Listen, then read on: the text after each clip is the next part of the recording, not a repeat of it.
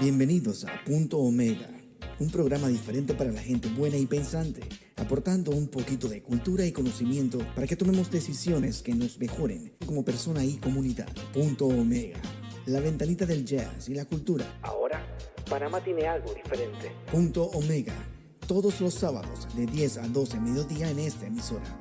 Producido y dirigido por Ramón Mendoza.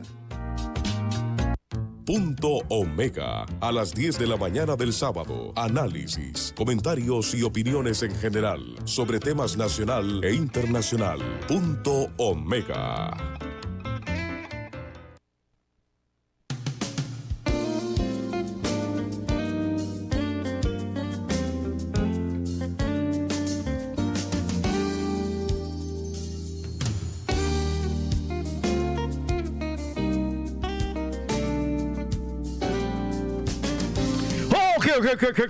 Muy buenos días, mi querido Pendejistán. Bueno, hoy la luz del sol, sí hay un poco de luz aquí en la ciudad de Panamá hoy.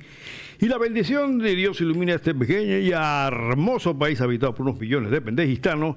Gente buena, alegre y muchas veces, diría que casi siempre desinteresados por su pasado y destino, donde por años un grupo de capitostes políticos y económicos lo han manejado a su beneficio. Por eso y otras cosas más, sean bienvenidos a Punto Omega, un programa diferente e independiente creado para gente buena pensante como tú, con el único compromiso de traer un poquito de cultura y conocimiento para que podamos, como padres, madres de familia, trabajadores, agricultores, profesionales o simplemente ciudadanos, crear conciencia. Eso es lo que nos interesa, crear conciencia, cultura democrática y cívica, para que podamos tomar aquellas decisiones que nos mejoren como personas y como comunidad. Pero también Punto Omega es la ventanita del jazz y la cultura desde los estudios de Radio Ancón para Panamá y el mundo entero, en toda la frecuencia de Radio Ancón. Nos pueden ver en vivo directamente en internet, www.radioancon.com. Ahí, a los que están viendo, saludos a todos.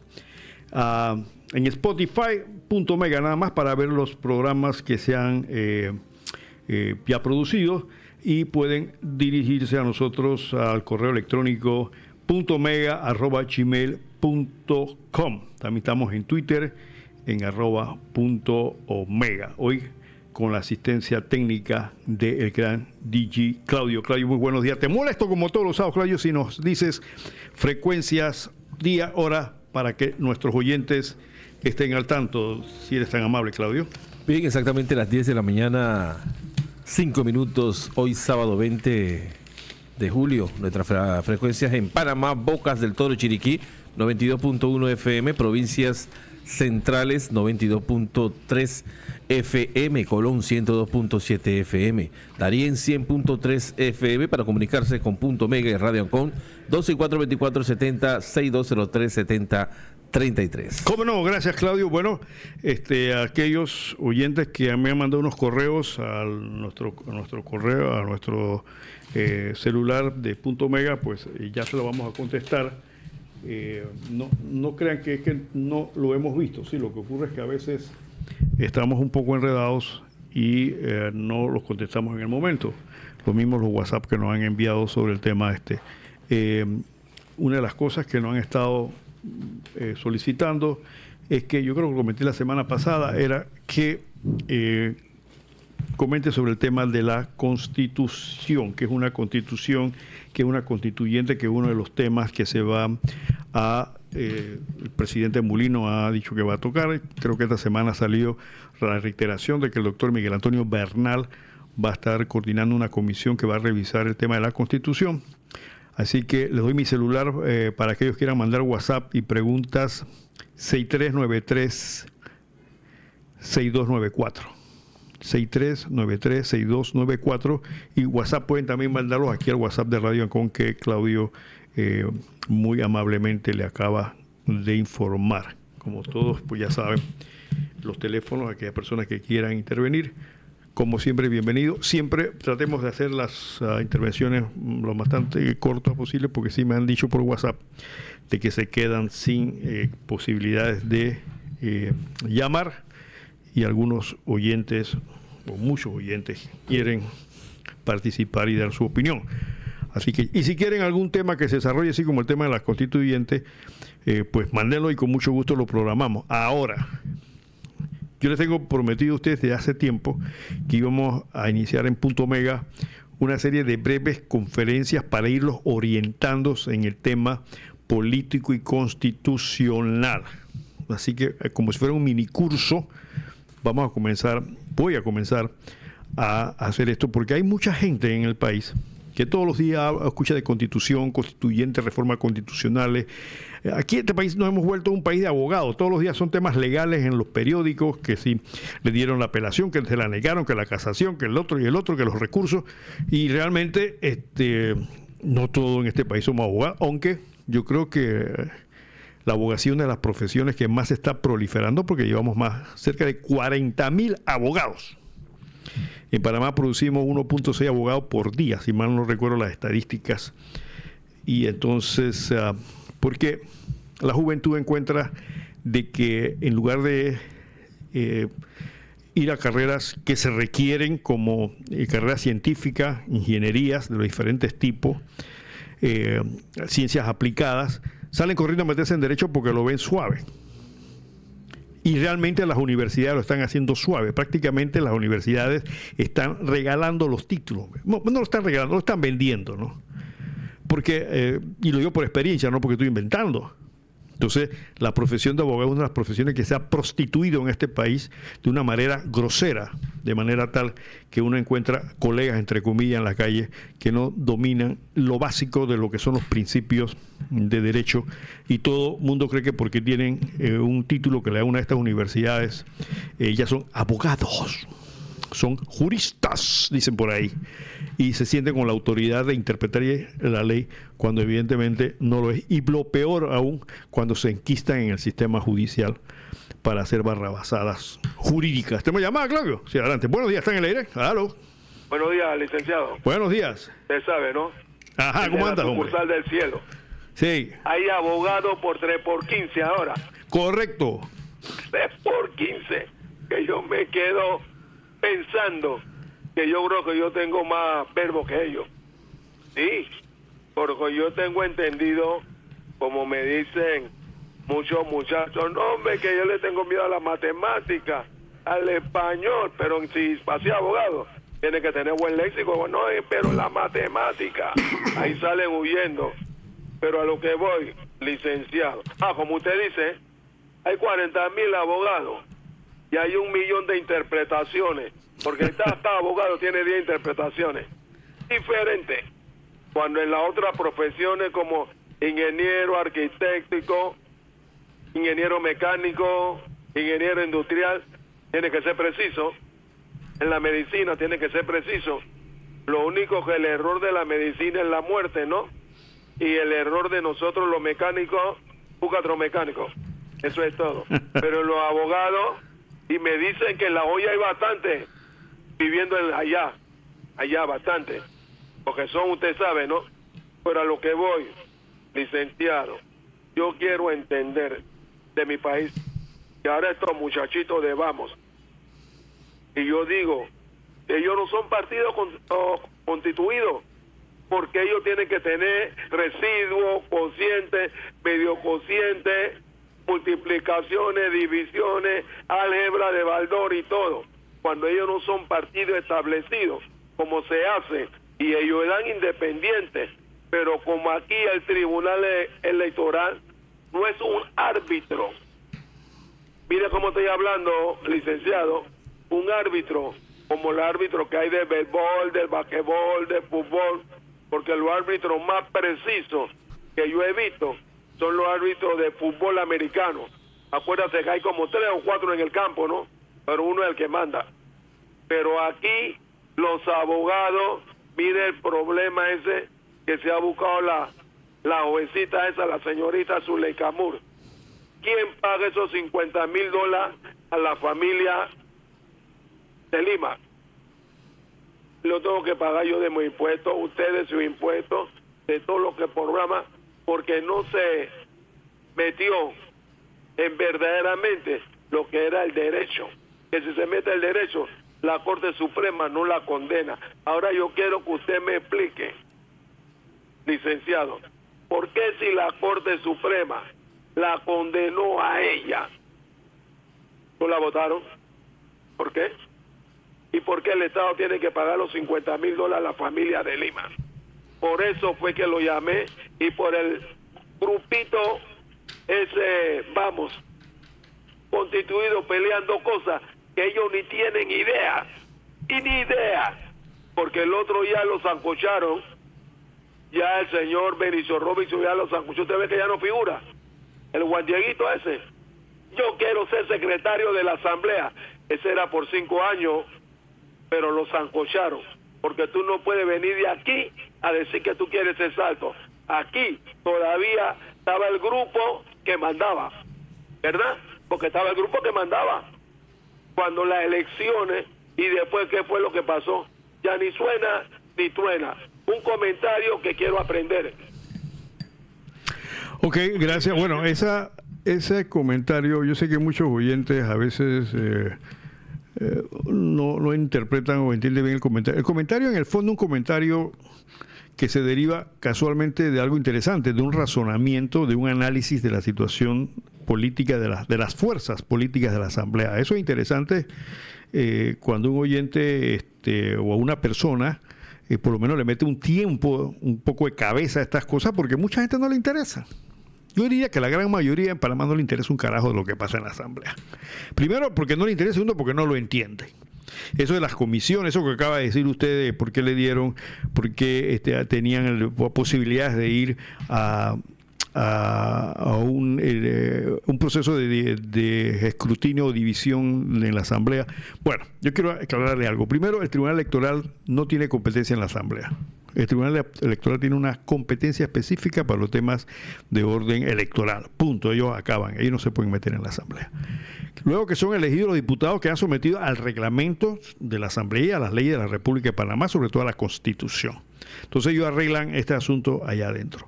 Yo concuerdo, y eso casualmente esta semana lo estuvimos hablando algunos abogados especializados en constitucional, de la forma en que el grupo de Vamos se ha estado manejando, porque ha demostrado inconsistencias de tipo programáticas y demás. Y la razón es muy sencilla. Primero, no tienen experiencia.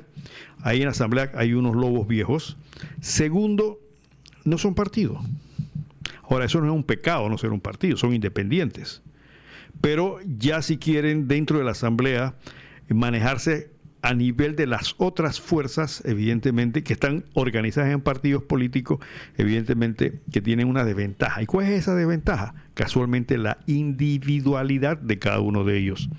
Ellos pueden tener objetivos muy sanos, muy valederos, que realmente son encomiables, quieren arreglar el país, quieren arreglar la Asamblea, lo cual es perfectamente entendible, pero cuando te metes al ruedo político, te vas a enfrentar con que las cosas allá adentro son diferentes. Y ahí está. Los viejos políticos le demostraron que aunque son 20 y pico, ni siquiera los tomaron en cuenta para la Junta Directiva. No nombraron ningún secretario de la Asamblea por eso. O sea, y ahí muchos de los analistas con los que he hablado responsabilizan a Juan Diego Vázquez. Dicen que Juan Diego los motivó, Juan Diego los guió, pero a final de cuentas consideran estas personas de que lo que hizo Juan Diego fue utilizarlos para crear una base política para el momento en que él pudiese en un futuro pretender por la presidencia de la República, y un grupo soterrado que lo apoya, ¿no? Entonces, eso puede ser muy cierto, Con esto no pongo en tela de duda la honestidad de las intenciones personales de cada diputado, pero ya se demostró que en el tanque de los tiburones las sardinas tienen que tener mucho cuidado, aunque sean muchas, ¿no? Ahora, que le dieron 5 cupos de presupuesto y le han dado otras comisiones, esas comisiones, las otras nunca le han interesado a la gente que realmente controla el poder político en el país. ¿A quién le interesa la Comisión de la Mujer, de la gente que maneja el país? De todos estos pillos que han quebrado al país, que han entregado al gobierno un sistema totalmente en quiebra, con una manifestación tan grosera de abusar del poder político y apoderarse de los recursos del Estado y utilizarlos de una manera, pero que ya esta cosa es que no tiene nombre, ¿no? Porque una vez decía un viejo político, me decía que los del PRD eran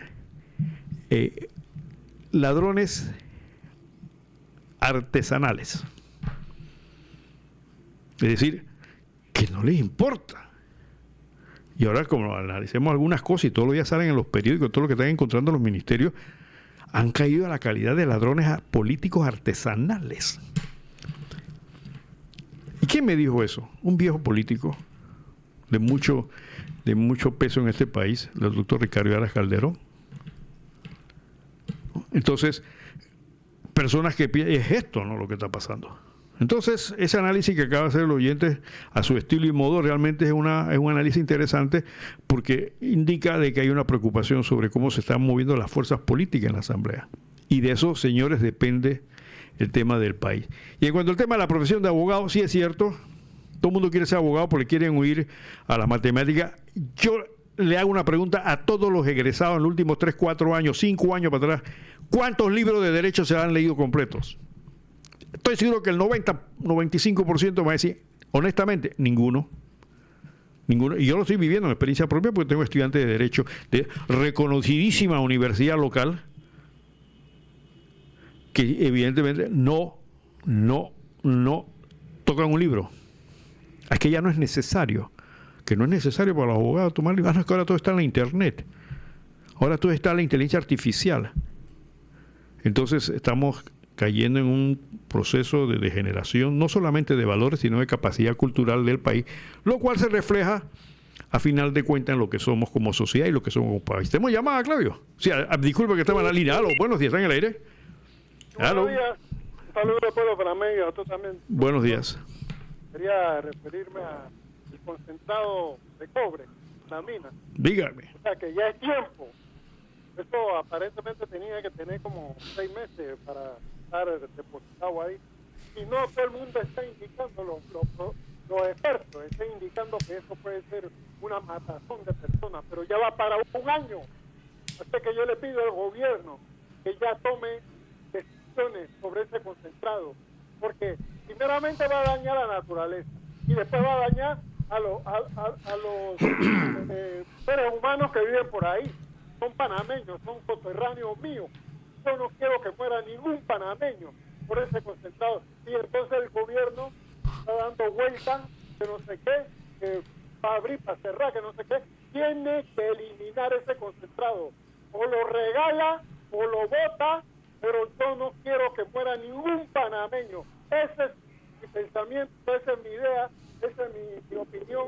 Que no quiero que ningún panameño muera, porque ahí tenemos una cantidad de veneno que se puede esparcir y puede matar un poco de gente, y entonces nadie dice nada. Y para terminar, sobre educación. En educación le falta, o sea, hay que pagarle, pero la idea mía es que no se está dando la galleta, no se está dando el de leche para los niños. Eso es lo que me preocupa. A mí no me interesa más nada, solamente eso. Yo le pido al gobierno que ponga a esa institución a que le dé la galleta, la leche a los niños. Ahora el domingo es el día de los niños, todo el mundo, ay, que los niños para arriba y para abajo. Pero entonces ahora aquí en las escuelas, eso es lo que yo quiero para todos los niños de Panamá. Que le den su galleta y que le den su leche. Buenos días, muchas gracias. Adelante, compañero. Bueno, como no, su preocupación es evidentemente sana. Lamentablemente el tema educativo de Panamá no solamente es la galleta y la leche, ¿no? El problema educativo de Panamá es mucho más grave, mucho más profundo y requiere, ojalá se pudiera solucionar con una galleta y leche y tuviéramos estudiantes de buena calidad, estudiantes con capacidad crítica. Acuérdense que aquí en los oyentes.omega ya entendemos lo que significa crítico, es decir, capacidad de razonar, no crítico de eso de que, oye, fulano se ve feo, no. Crítico significa, crítica significa realmente, y eso aquellos que estudiaron filosofía lo saben, la capacidad de razonar, de analizar. Entonces, si tuviéramos estudiantes con capacidades críticas que no las tienen, evidentemente sería fantástico que con una galleta y una leche se solucionara, pero el problema es mucho más grave, mi estimado oyente, muchísimo más grave. la parte alimenticia que usted está estableciendo no deja de ser importante, pero el problema es más grave. Digo, ojalá fuera que se pudiera arreglar con eso, pero es una parte del problema nada más. ¿Tenemos llamada, Claudio? ¿Otra llamada? Aló, buenos días, ¿está en el aire? Sí, buenos días, licenciado. Buenos días. Mire, yo estoy llamando porque yo estoy haciendo como una campaña en varios medios de comunicación donde dan estos programas de opinión como el suyo, que son bastante escuchados a nivel nacional.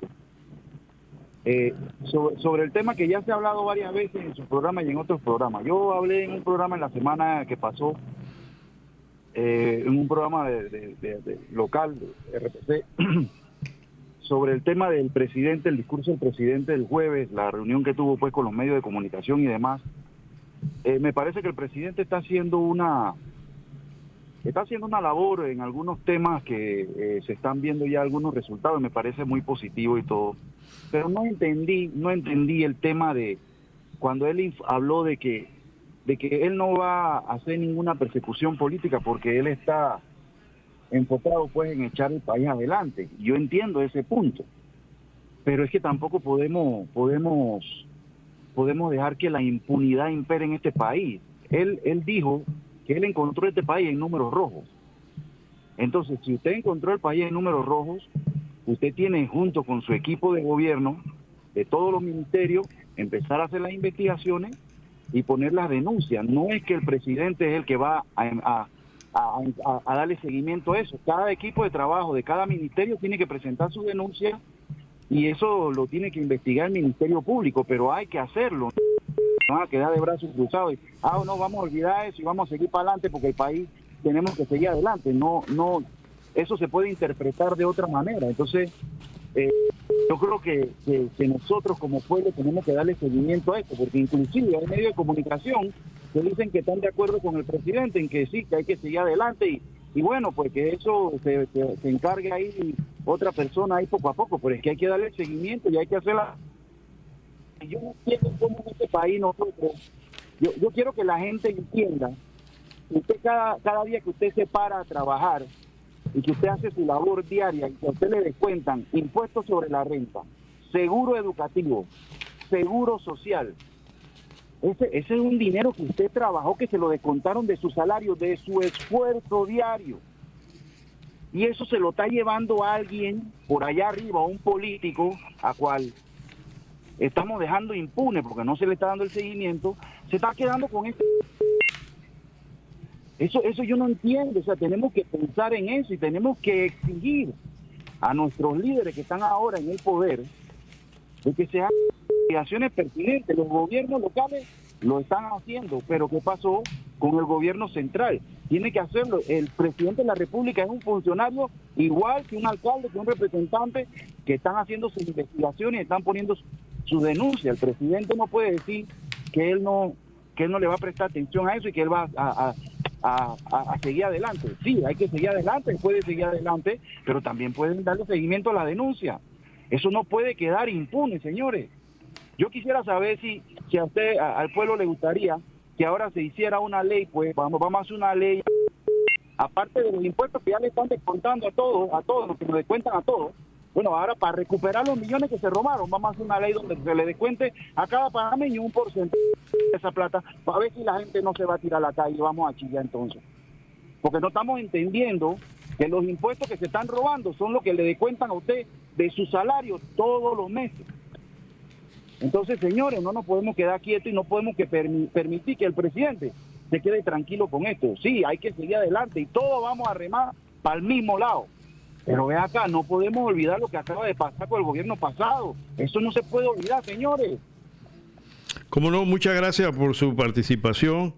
Yo sí quisiera, mi estimado oyente, con respeto a los demás, que seamos concisos en las manifestaciones. Yo entiendo la preocupación de todos, pero lamentablemente el tiempo no nos da para entrar en este tipo, así que hagamos las presentaciones, los comentarios lo más conciso posible. Mire, yo no, voy a ser honesto, yo no he visto la conferencia del señor presidente, pero yo quiero aclarar algo como abogado y colega del señor presidente. A veces los abogados hablamos en términos que nosotros entendemos. Cuando se habla de persecución política, no significa impunidad por delitos comunes. Ojo, los abogados entendemos eso perfectamente. Cuando el presidente como abogado dice, yo no vine a hacer persecución política, si fue lo que dijo, evidentemente es lo que está diciendo, yo no voy a perseguir por razones políticas, porque fulanito fue del otro partido, porque el otro me sacó la lengua. No, es más, existe un deber constitucional y legal de todos los funcionarios públicos de denunciar la comisión de cualquier delito, y el señor presidente lo sabe como abogado que es. Entonces, por eso es bueno a veces tener un poquito de visión en las cosas para entender esto. Yo no creo que el señor presidente haya dicho con sus palabras de que aquí va a haber impunidad. No. Lo que está diciendo es que él no vino aquí a perseguir a políticos por razones políticas, que son muy diferentes. Acuérdense que la política como ejercicio y busca del poder político es una cosa, y aquellos maleantes delincuentes que han metido la mano tienen que responder. Y él lo sabe. Y él lo sabe perfectamente, porque no tendría sea el presidente Molino o cualquier funcionario, presidente del mundo, decir yo voy a desconocer las maleanterías. Yo estoy aquí en la silla para olvidarme de que se robaron en la autopista tal, que los otros hicieron esto y que no, yo creo que no, porque hay un mandato que lo obliga a eso. Ahora, evidentemente el señor presidente no va a estar por ahí de juzgado en juzgado, fiscalía en fiscalía haciendo eso. Cada funcionario tiene esa obligación. No hay que decírselo ni tiene que el presidente que señalárselo, porque cada funcionario tiene la obligación de denunciar los delitos o presuntos delitos que encuentren. Y eso no es que el presidente de la República lo tiene que llamar por teléfono para decírselo. Está en la ley. Y aquel funcionario que no lo haga, entonces está incurriendo en una violación legal, porque ellos tienen que hacer lo que la ley les manda. Quiero que con eso aclare la situación. ¿No llamada, Claudio? Sí, a los buenos días. ¿Está en el aire? Buenos días, licenciado Mendoza. Buenos días. Me quiero referir a eso, denigran a los muchachos diciendo yo no le escuchamos, señor oyente, no le escuchamos bien. ¿Podría hablar más alto o ubicarse en una posición? Porque se le escucha muy lejos y entrecortado. Sí, trate de llamar de nuevo para ver nuevamente. Bueno, voy a seguir con mi temario, porque si no voy a salir aquí. Miren, una de las cosas que pasó esta semana fue el atentado contra el presidente Trump. Eso ha creado una situación interesante en los Estados Unidos a nivel mundial. Sí, claro. ¿Aló? Sí, gracias, buenos días. Buenos días. Bueno, muy interesante su programa. Gracias. ¿Aló? Sí, dígame. ¿Aló, me escucha? Sí. Sí, ahora sí, dígame. Sí, bueno, mire, yo me quería referir ahora a algo que acabo de escuchar en un programa de un representante de la FENACER ante la Junta Directiva de la Caja de Seguro Social. El señor ese dice que nosotros, porque digo nosotros porque yo soy una asegurada y soy jubilada, tenemos en reserva de la Caja de Seguro Social 10.978.42 millones a marzo del 2024, repartido en los 4 programas de la Caja de Seguro Social.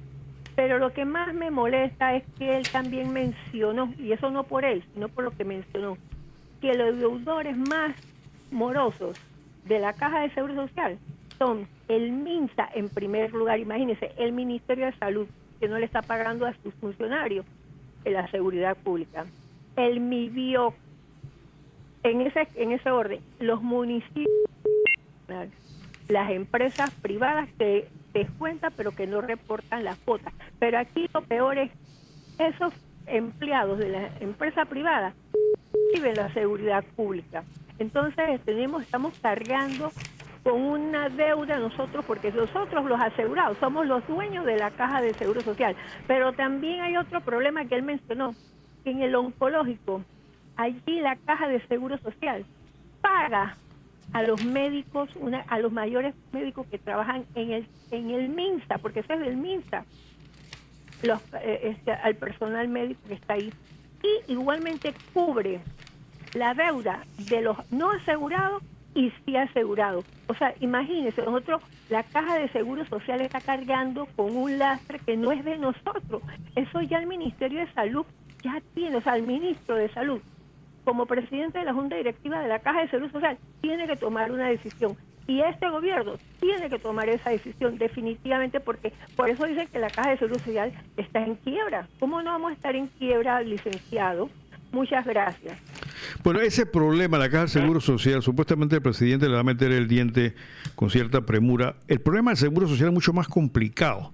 Y ahí hay zonas grises, oscuras, que todavía no se saben qué es lo que se va a encontrar. Y aparentemente ha habido muchos manejos de esta administración y de otras administraciones en tapar cosas. A mí me han comentado algunos especialistas en temas informáticos que los sistemas informáticos que ahora mismo mantiene la Caja están desactualizados, y algunas veces se ha desactualizado de manera consciente, ¿no? De manera tal que muchas cosas no salgan, porque originalmente había un sistema donde casualmente se podía detectar las fallas en el manejo de los inventarios, en la salida y movimiento de medicamentos, y esas cosas quedaron ahora mal llevadas, y ahí ya sabemos las consecuencias, ¿no? De que se pierden medicamentos, y eso del fentanilo es una parte. ¿Qué otras cosas no se habrán perdido del Seguro Social y nadie se ha dado cuenta? Como ha pasado en el resto de los gobiernos, donde ha habido atracos al erario público de este pueblo pendejo que simplemente se dedica a escuchar reggaetón, a ver novelas pendejas en la televisión, programas estúpidos, no sé qué, que la otra cara, pendejadas, en lugar de hacer como hizo el oyente que al principio que llamó, de dedicarse por lo menos un tiempo a pensar, a tener análisis crítico. ¿Tenemos llamada, Claudio? Sí, aló, buenos días, está en el aire. Buenos días, licenciado Mendoza. Buenos días. Cordiales. No sé si se acuerda de mí, le habla Martillo. ¿Qué pasó, Martillo? ¿Cómo anda? Bien, saludo. Mire, la vez pasada yo me felicito por el programa que tiene, y que si se va a tirar para diputado, avíseme que yo voto por usted, licenciado. Gracias. Mire, y es cierto lo que he manifestado y lo que usted ha manifestado. Aquí el pueblo lo han agarrado de Congo por más de 120 años porque el pueblo no es educado. Y eso es lo que no quieren los políticos, que uno vaya a tener la formación y la educación. Ejemplo, hay un maestro que yo conozco, que el maestro, eso fue un secreto a voces, pero el Ministerio de Educación desmintió, obligan a los maestros a pasar a los niños aunque estén fracasados. Y eso también hay componentes con los gremios magisteriales, porque ellos saben que a los niños de escuela primaria los están pasando aunque estén fracasados. Por eso este niño, cuando llega a secundaria o llega a la universidad, no da bola en español, matemáticas, porque el Ministerio de Educación los obliga a los maestros a que lo pasen. Entonces ahí viene el medio del asunto, porque están creando una sociedad medio clientelista para poder ellos perpetuarse en el poder. Ha sido un placer, Mendoza, saludos. Bueno, esa síntesis que usted acaba de decir es correcta, ¿no? Mientras menos instruido sea el pueblo y menos capacidad de pensar, es una de las cosas que estamos sufriendo a nivel mundial, evidentemente pasa lo que está pasando ahora mismo.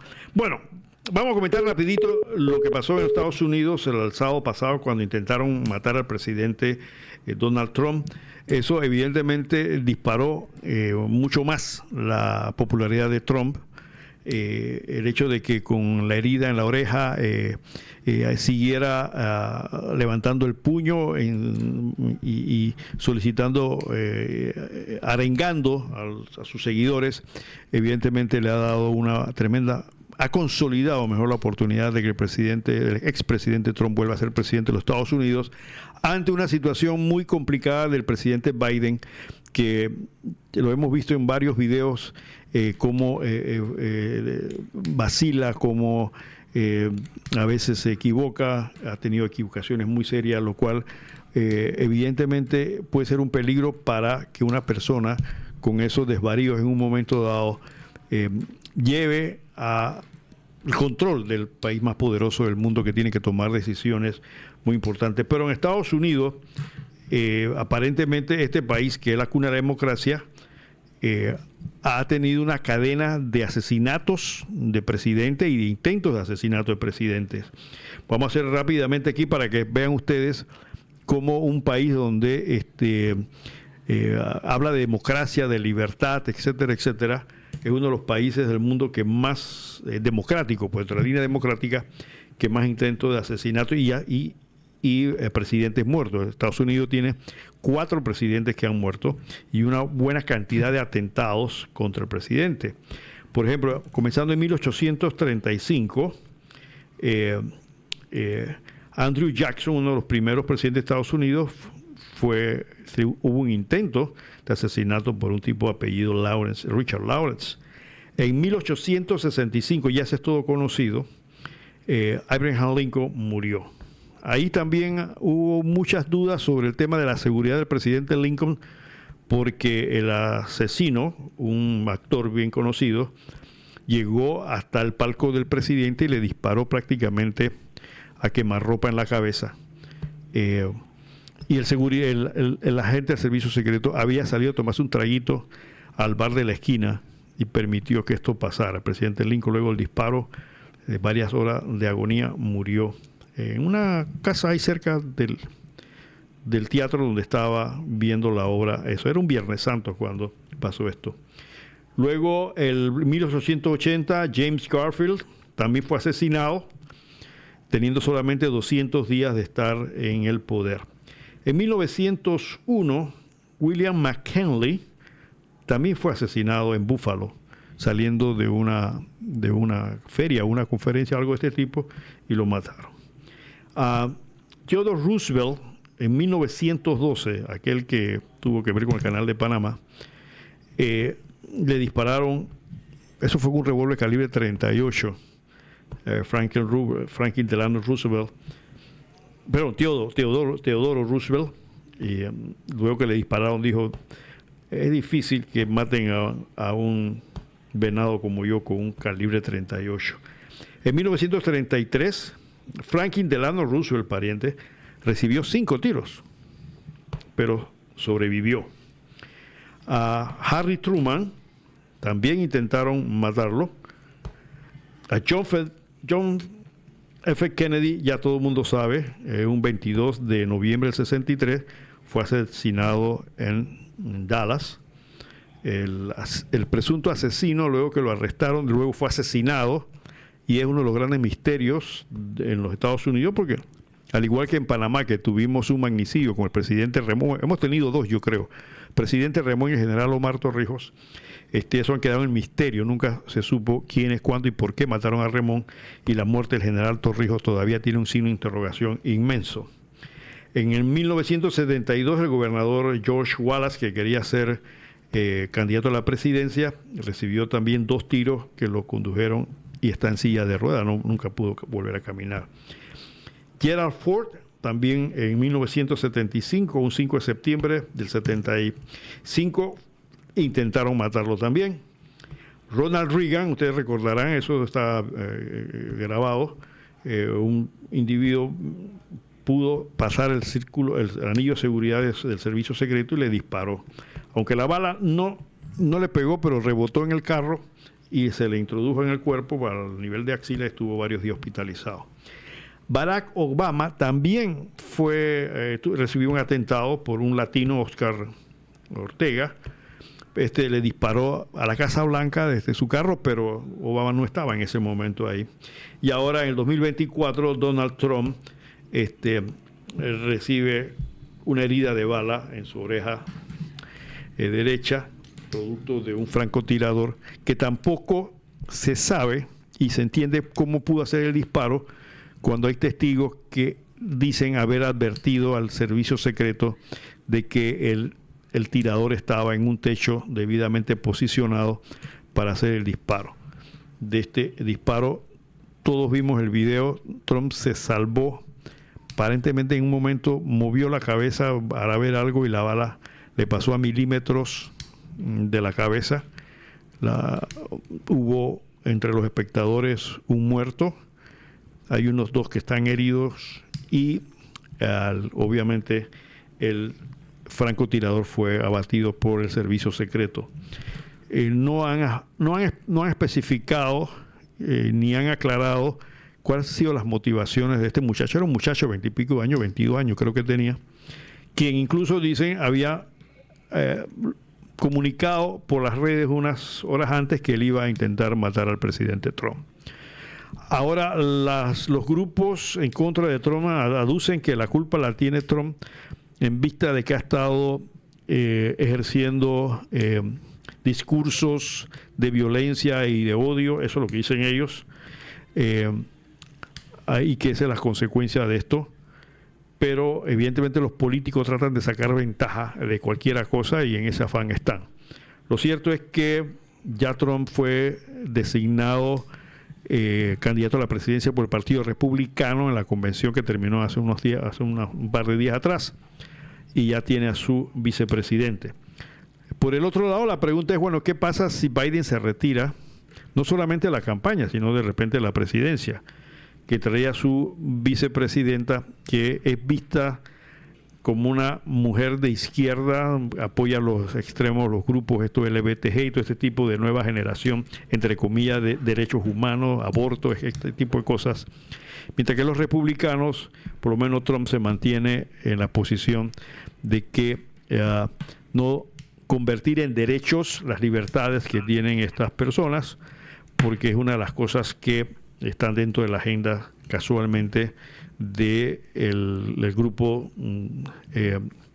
demócrata. Recuerden que incluso en algunas embajadas permitieron que la bandera gay estuviera al lado, que es una perfecta pendejada, que la bandera de los maricas, prostitutas, y bueno, las prostitutas deben sacarla porque son gente seria,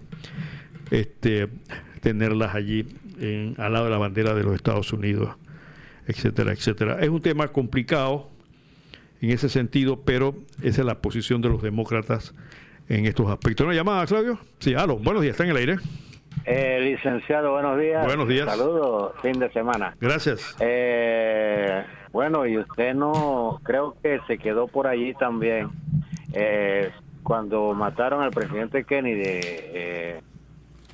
5 años después, su hermano más pequeño, el menor, Robert Kennedy, en campaña también fue asesinado en 1968.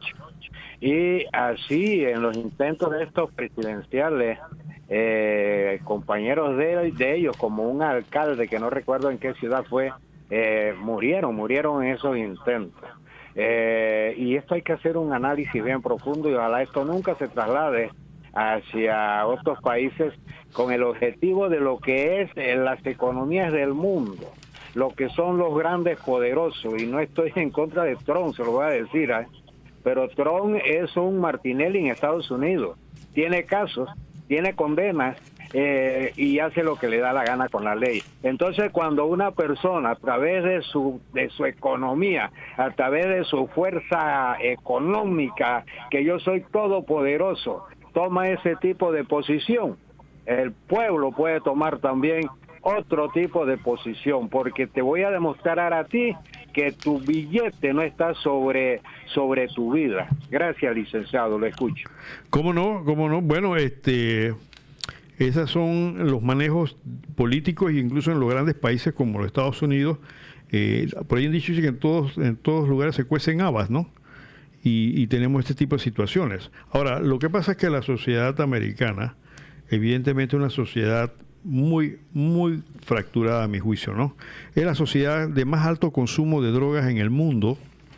La que más aporta al narcotráfico, son miles de millones de dólares que los gringos se gastan todos los años en consumo de drogas, a pesar de que con la riqueza que tiene no debería haber pobreza en los Estados Unidos. Sí la hay. Aquellos que hemos tenido la suerte de estar en alguna ciudad norteamericana podemos encontrar lo que llaman homeless, gente sin casa, que viven como viven los piedreros, nosotros llamamos piedreros aquí en Panamá, son idénticos, ahí debajo de los puentes, metidos en lugares, incluso algunos veteranos de la guerra que han caído en el uso de drogas y demás. Entonces tiene esos problemas, y dicen algunos economistas de mucho prestigio que más del 60% del Producto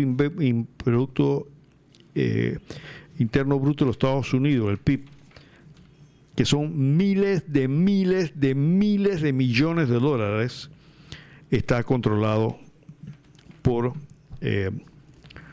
unas 60 personas.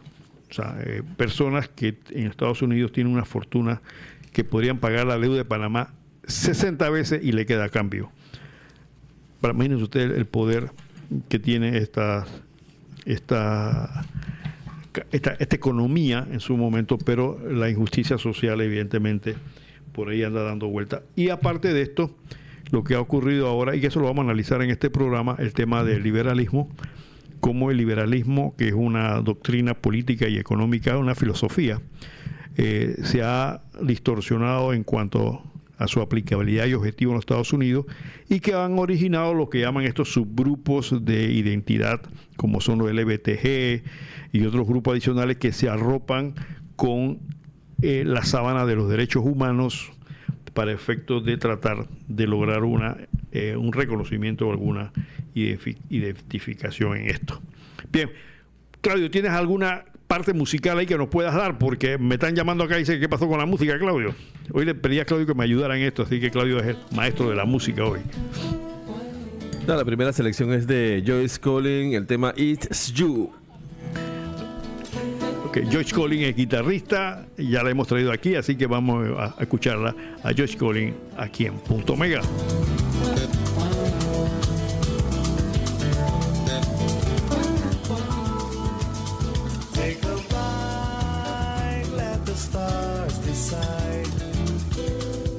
Nothing you can lose. Throw away your fears and let the feeling come on through. Can't you see that all I want is you, me and you? Close your eyes and trust the feeling. Deep inside you know the answer. Hold me now, I'll show you how. Loving you is what's on my mind all the time. Take a flight, stay with me tonight. Let me kiss away your blues. Alone together, side by side, we'll know just what to do. A magic dance that's only meant for two, me and you.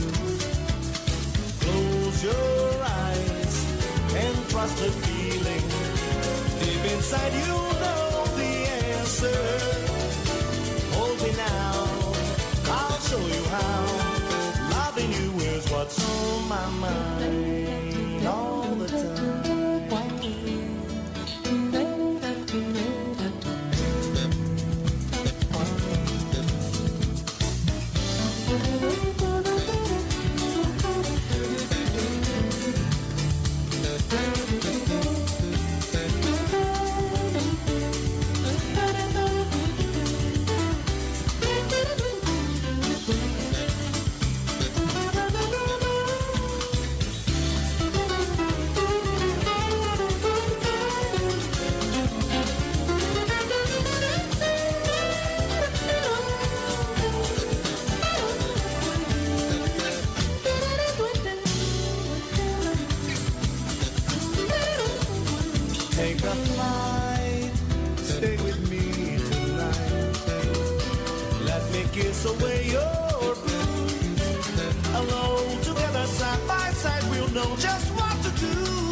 A magic dance that's only meant for two, me and you.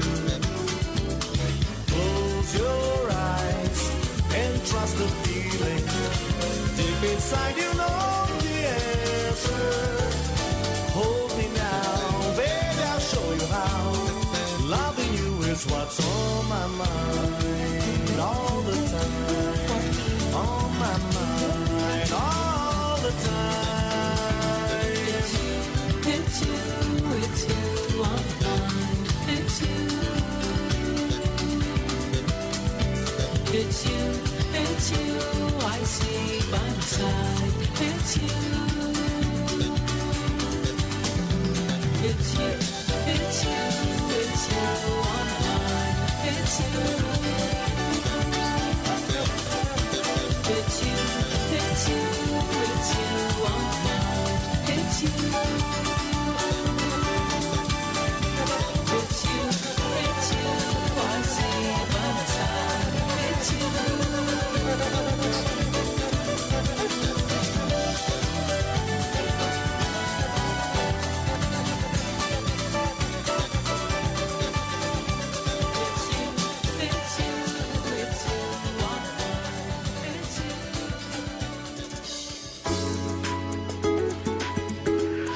Ok.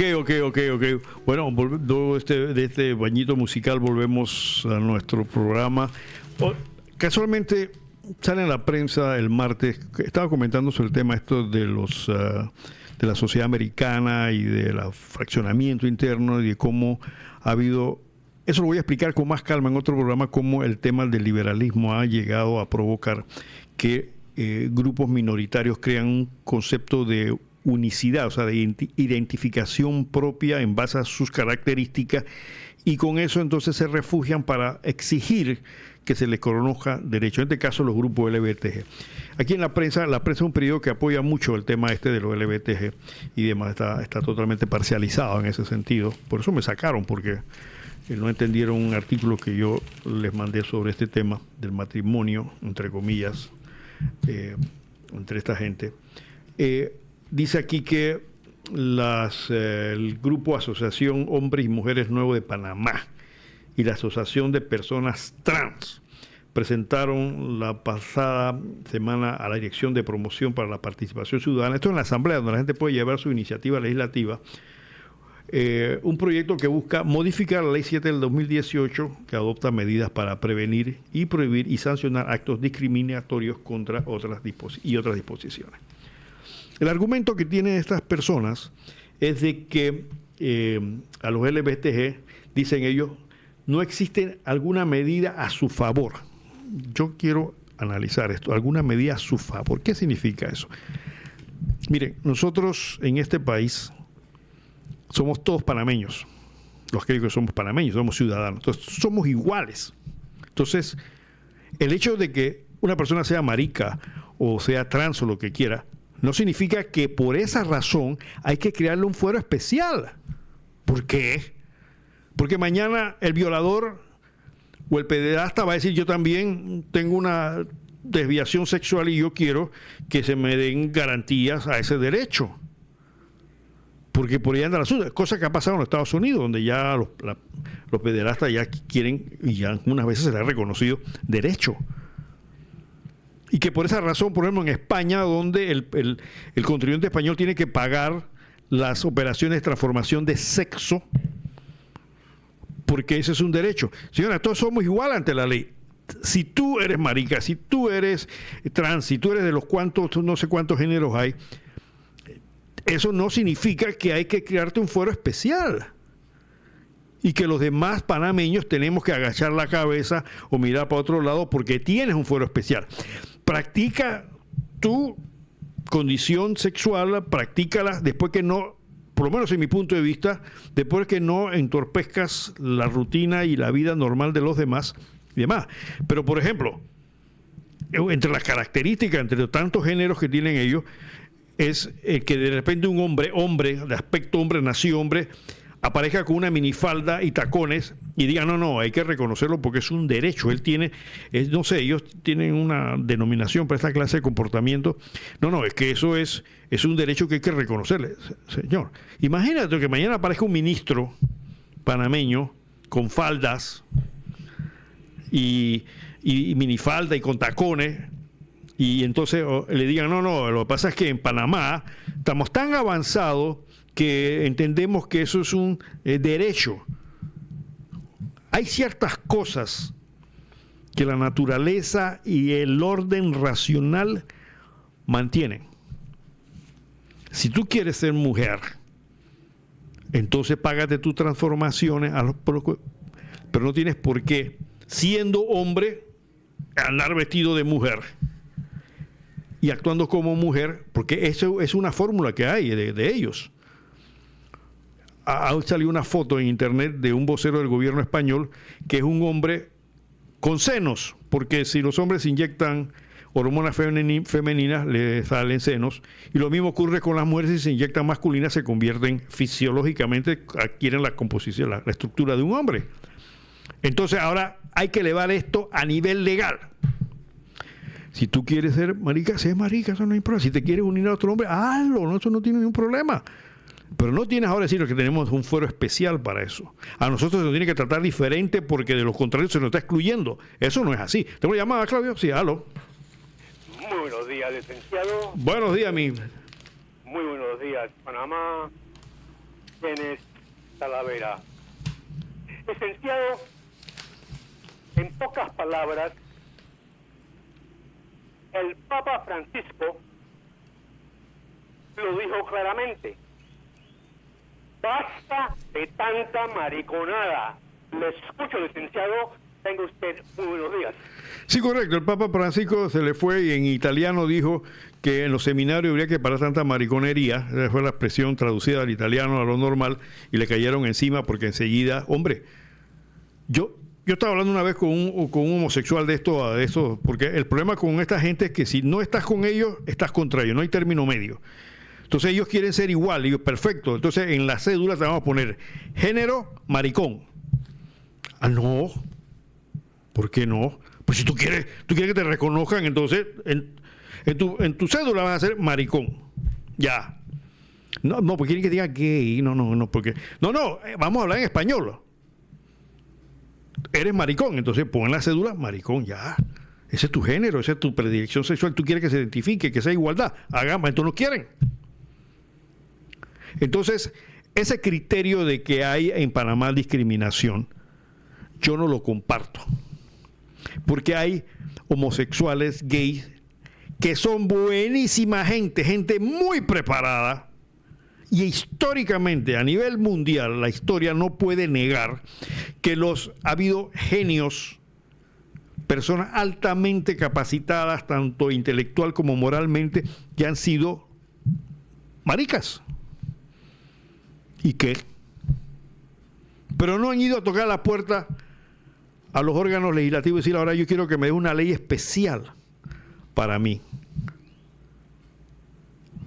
En la iglesia episcopal había un obispo, creo que uno de los obispos muy viejitos de Canterbury, tenía años de vivir con su pareja, hombre. Nunca fue a pedir que me dieran una ley especial para eso. Hay muchos hombres que viven con su pareja normal y corriente, se activan en sociedad como cualquier otro, participan. No los discriminan. Ellos son los que se discriminan. ¿Por qué? Porque evidentemente alguna de esas degeneraciones sexuales, como que te estoy diciendo, esta de aparecer un hombre vestido de mujer, como pasaba con un magistrado o un juez, creo que era un magistrado mexicano, un sujeto reconocido por su alta capacidad académica, abogado, y entonces iba a la corte con falda y con tacones y maquillado. Entonces dirán, bueno, es que ese es el derecho, él tiene que hacerlo. Pero hay ciertas cosas como el hecho de que tú representes la justicia, de que tú tengas, de que la sociedad que conocemos históricamente te da esa responsabilidad de proyectar una imagen seria, de acuerdo a los cánones y patrones sociales para esa conducta. Imagínense ustedes que la reina Isabel apareciera vestida de hombre, con zapatillas y qué sé yo, con bigotes. No, es que tiene el derecho. No hay que discriminarla por eso, nadie la va a discriminar. Pero hay un papel que tienes que desempeñar. Vuelvo a repetir. Mi posición es que tienen todo el derecho a practicar su predilección sexual. Lo que yo creo que ya es un problema cuando intentan esas minorías que son desviaciones, porque no son actitudes normales dentro de lo que es la naturaleza. Y el comportamiento normal de los seres humanos es una anormalidad, porque son diferentes. Son diferentes. El hombre que gusta de otro hombre no es igual al hombre que gusta de una mujer. ¿Por qué, mi estimado oyente? Porque no hay que mirar para otro lado. Ahí está la naturaleza. ¿Cuándo has visto tú un gallo enamorado de un otro gallo, o de un caballo de otro caballo? Porque la naturaleza nos dio a los seres vivos una responsabilidad específica.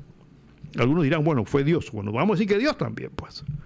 Entonces, ahora resulta que no, que es un derecho humano practicar esa desviación y elevarlo a la categoría de derecho, de ley, para efecto que consideran que con eso no se está discriminando.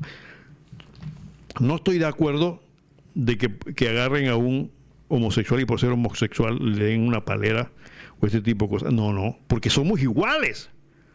Y en ese caso se debe aplicar la ley como si fuera a cualquier panameño o panameña.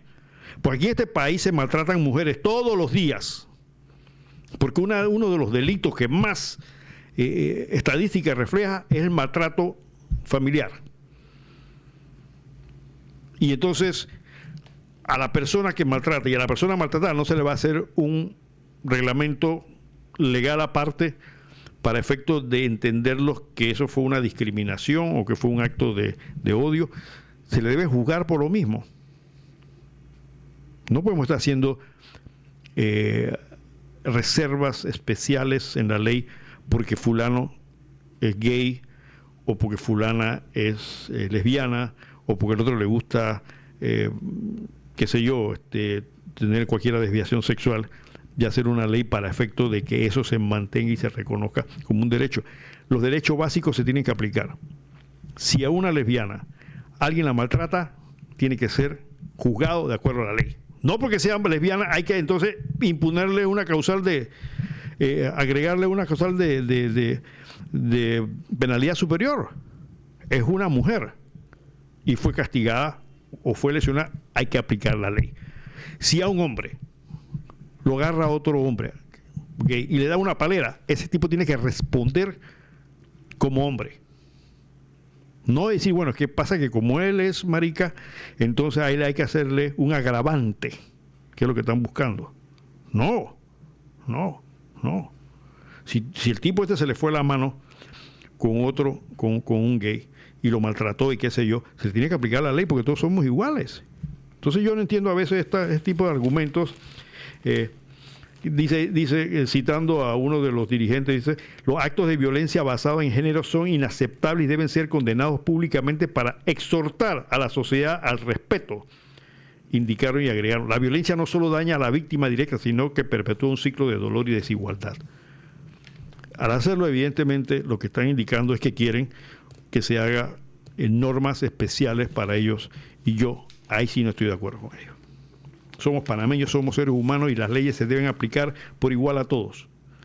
No por el hecho de que si resulta que un lesionado es gay, sí, bueno, hay un agravante porque evidentemente es un derecho humano el ser gay y por eso estás en contra de los derechos humanos y requiere que la ley sea más fuerte contigo. No, yo creo que eso es como los casos de que piden aquí en Panamá que leyes especiales para ciertas etnias, todos somos panameños, hombre, ¿qué etnia ni qué etnia? Todos somos panameños, se le debe aplicar la ley al Gunayala igual que al señor que está allá abajo en estos momentos haciendo una reparación telefónica. No que porque el Gunayala es diferente o el Noveguble le vamos a aplicar una norma específica para ellos por su cultura. Si ese tipo agarró y violó a una niña allá en la reserva, tiene que ser sancionado como si ese sujeto que está acá lo hiciera también. No, esto no es. Esto no. Yo creo que hay que tener un poquito de visión. Y en los Estados Unidos pasó esto. Ellos allá consideran de que sí, de que estas cosas son derechos humanos que hay que proteger. El Estado tiene que soltar recursos, en Europa también, para cumplir con los deseos y las desviaciones de estos grupos. Y si no lo haces, entonces resulta que eres un discriminador. Vámonos, Claudio, con el Minuto Ecológico y nuestro comentario y regresamos un momentito. En algún momento de nuestras vidas tendremos que despedirnos de nuestros seres queridos. Llegado tan inexorable y doloroso momento, existe un lugar que ofrece el servicio de destino final para que descansen en paz. Ese lugar es Camposanto Parque Memorial Los Guayacanes, ubicado en la Presa de la Chorrera. En un ambiente de tranquilidad y belleza natural, nuestros seres queridos descansarán en paz. Con servicio de sepelio, bóveda para cuerpos y osarios, capilla ecuménica y elaboración de lápidas, puedes reservar tu parcela mediante cómodos planes de pago que van desde 29.56 quincenales. Para mayor información puedes llamar al 244-0898 o al 244-1645, donde nuestros ejecutivos te atenderán para explicarte todas nuestras ventajas. Camposanto Parque Memorial Guayacanes, el lugar de la paz eterna. La contaminación atmosférica es una amenaza mayor para la salud mundial que el tabaco, el alcohol, el agua sucia o incluso la desnutrición infantil. Como mencioné, más peligrosa que el tabaco o el alcohol, la contaminación atmosférica se agrava en algunas regiones del mundo como Asia y África. La contaminación atmosférica por partículas sigue siendo el mayor riesgo externo para la salud humana, afirma el informe publicado por el Instituto de Política Energética de la Universidad de Chicago. A pesar de ello, los fondos destinados a la lucha contra la degradación del aire representan solo una mínima fracción de los que se dedican, por ejemplo, a las enfermedades infecciosas. Estas partículas finas son causadas por los incendios, la actividad industrial y los vehículos motorizados. Estas partículas finas son cancerígenas y aumentan el riesgo de enfermedades pulmonares, cardiopatías y accidentes cerebrovasculares. Según cifras de la Organización Mundial de la Salud, el 36% de los cánceres de pulmón están relacionados con estas emisiones, al igual que el 34% de los accidentes cerebrovasculares y el 27% de las cardiopatías. Lo que no mejora las cosas, según los científicos, es que muchos países carecen de infraestructuras básicas contra la contaminación atmosférica. Asia y África aportan el 92,7% de los años de vida perdidos a causa de la contaminación y sin embargo solo el 6,8% y el 3,7% de los gobiernos de Asia y África respectivamente proporcionan a sus ciudadanos datos totalmente abiertos sobre la calidad del aire.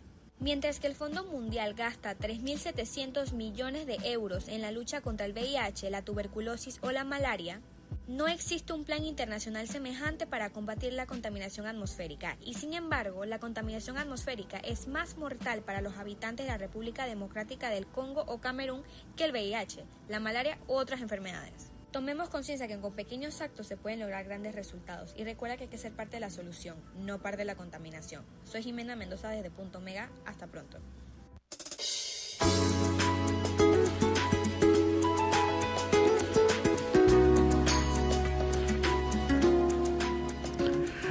Ok, volvemos al segundo bloque de Punto Omega con algunos temas todavía pendientes allí. Bueno, ha estado circulando en los medios el tema de amenazas de arbitrajes super multimillonarios contra Panamá por el tema de la mina. No, ahora aparece otra, según noticia de esta semana, otra empresa Franco-Nevada dice que va a poner un arbitraje por $5,000 millones. Esta empresa supuestamente hizo un arreglo con First Quantum en el 2016 para poner $1,000 millones para financiar la construcción del proyecto minero en Cerro, en Cerro Colorado, ¿no? ¿Dónde es la mina? A mí se me olvida esta cosa. Bien. La próxima semana, si tenemos suerte, vamos a invitar aquí a un experto en el tema de los arbitrajes internacionales. Es un tema bastante complicado. Yo solamente quiero adelantarles por ahora, con permiso de aquellos abogados que me están escuchando y gente que sabe qué es lo que es un arbitraje, ¿no? Hay dos formas en que se pueden, hay dos formas en que se pueden solucionar los problemas de orden legal. Uno a través de la típica, que es yendo a los juzgados, a los tribunales y presentando demanda y qué sé yo. Estamos hablando de cuestiones civiles, no cuestiones penales, no de crímenes o delitos, no. Estamos hablando de la parte civil, la parte de reclamación de dinero, responsabilidades, ese tipo de cosas. Entonces se van a los tribunales. Normalmente los procesos demoran mucho tiempo, aquí y en cualquier parte del mundo. Entonces hay una fórmula para solucionar los problemas de otra forma, que es el arbitraje. El arbitraje viene siendo como una especie de conformación de un tribunal privado compuesto normalmente por 3 personas, que son dos árbitros y un tercero que decide, que se llama dirimente. Esa es la figura general. Esto es un poco más complicado y mucho más especializado dependiendo del tipo de arbitraje. Entonces, usted hace un negocio con alguien y en el contrato usted pone lo que se llama una cláusula arbitral. ¿Y qué es la cláusula arbitral? Una cláusula donde las partes dicen, mira, en caso de que haya disputa, en lugar de irnos a sacar las tripas ante un tribunal, vamos a ir a un arbitraje, donde tú vas a nombrar tu árbitro, etcétera, etcétera.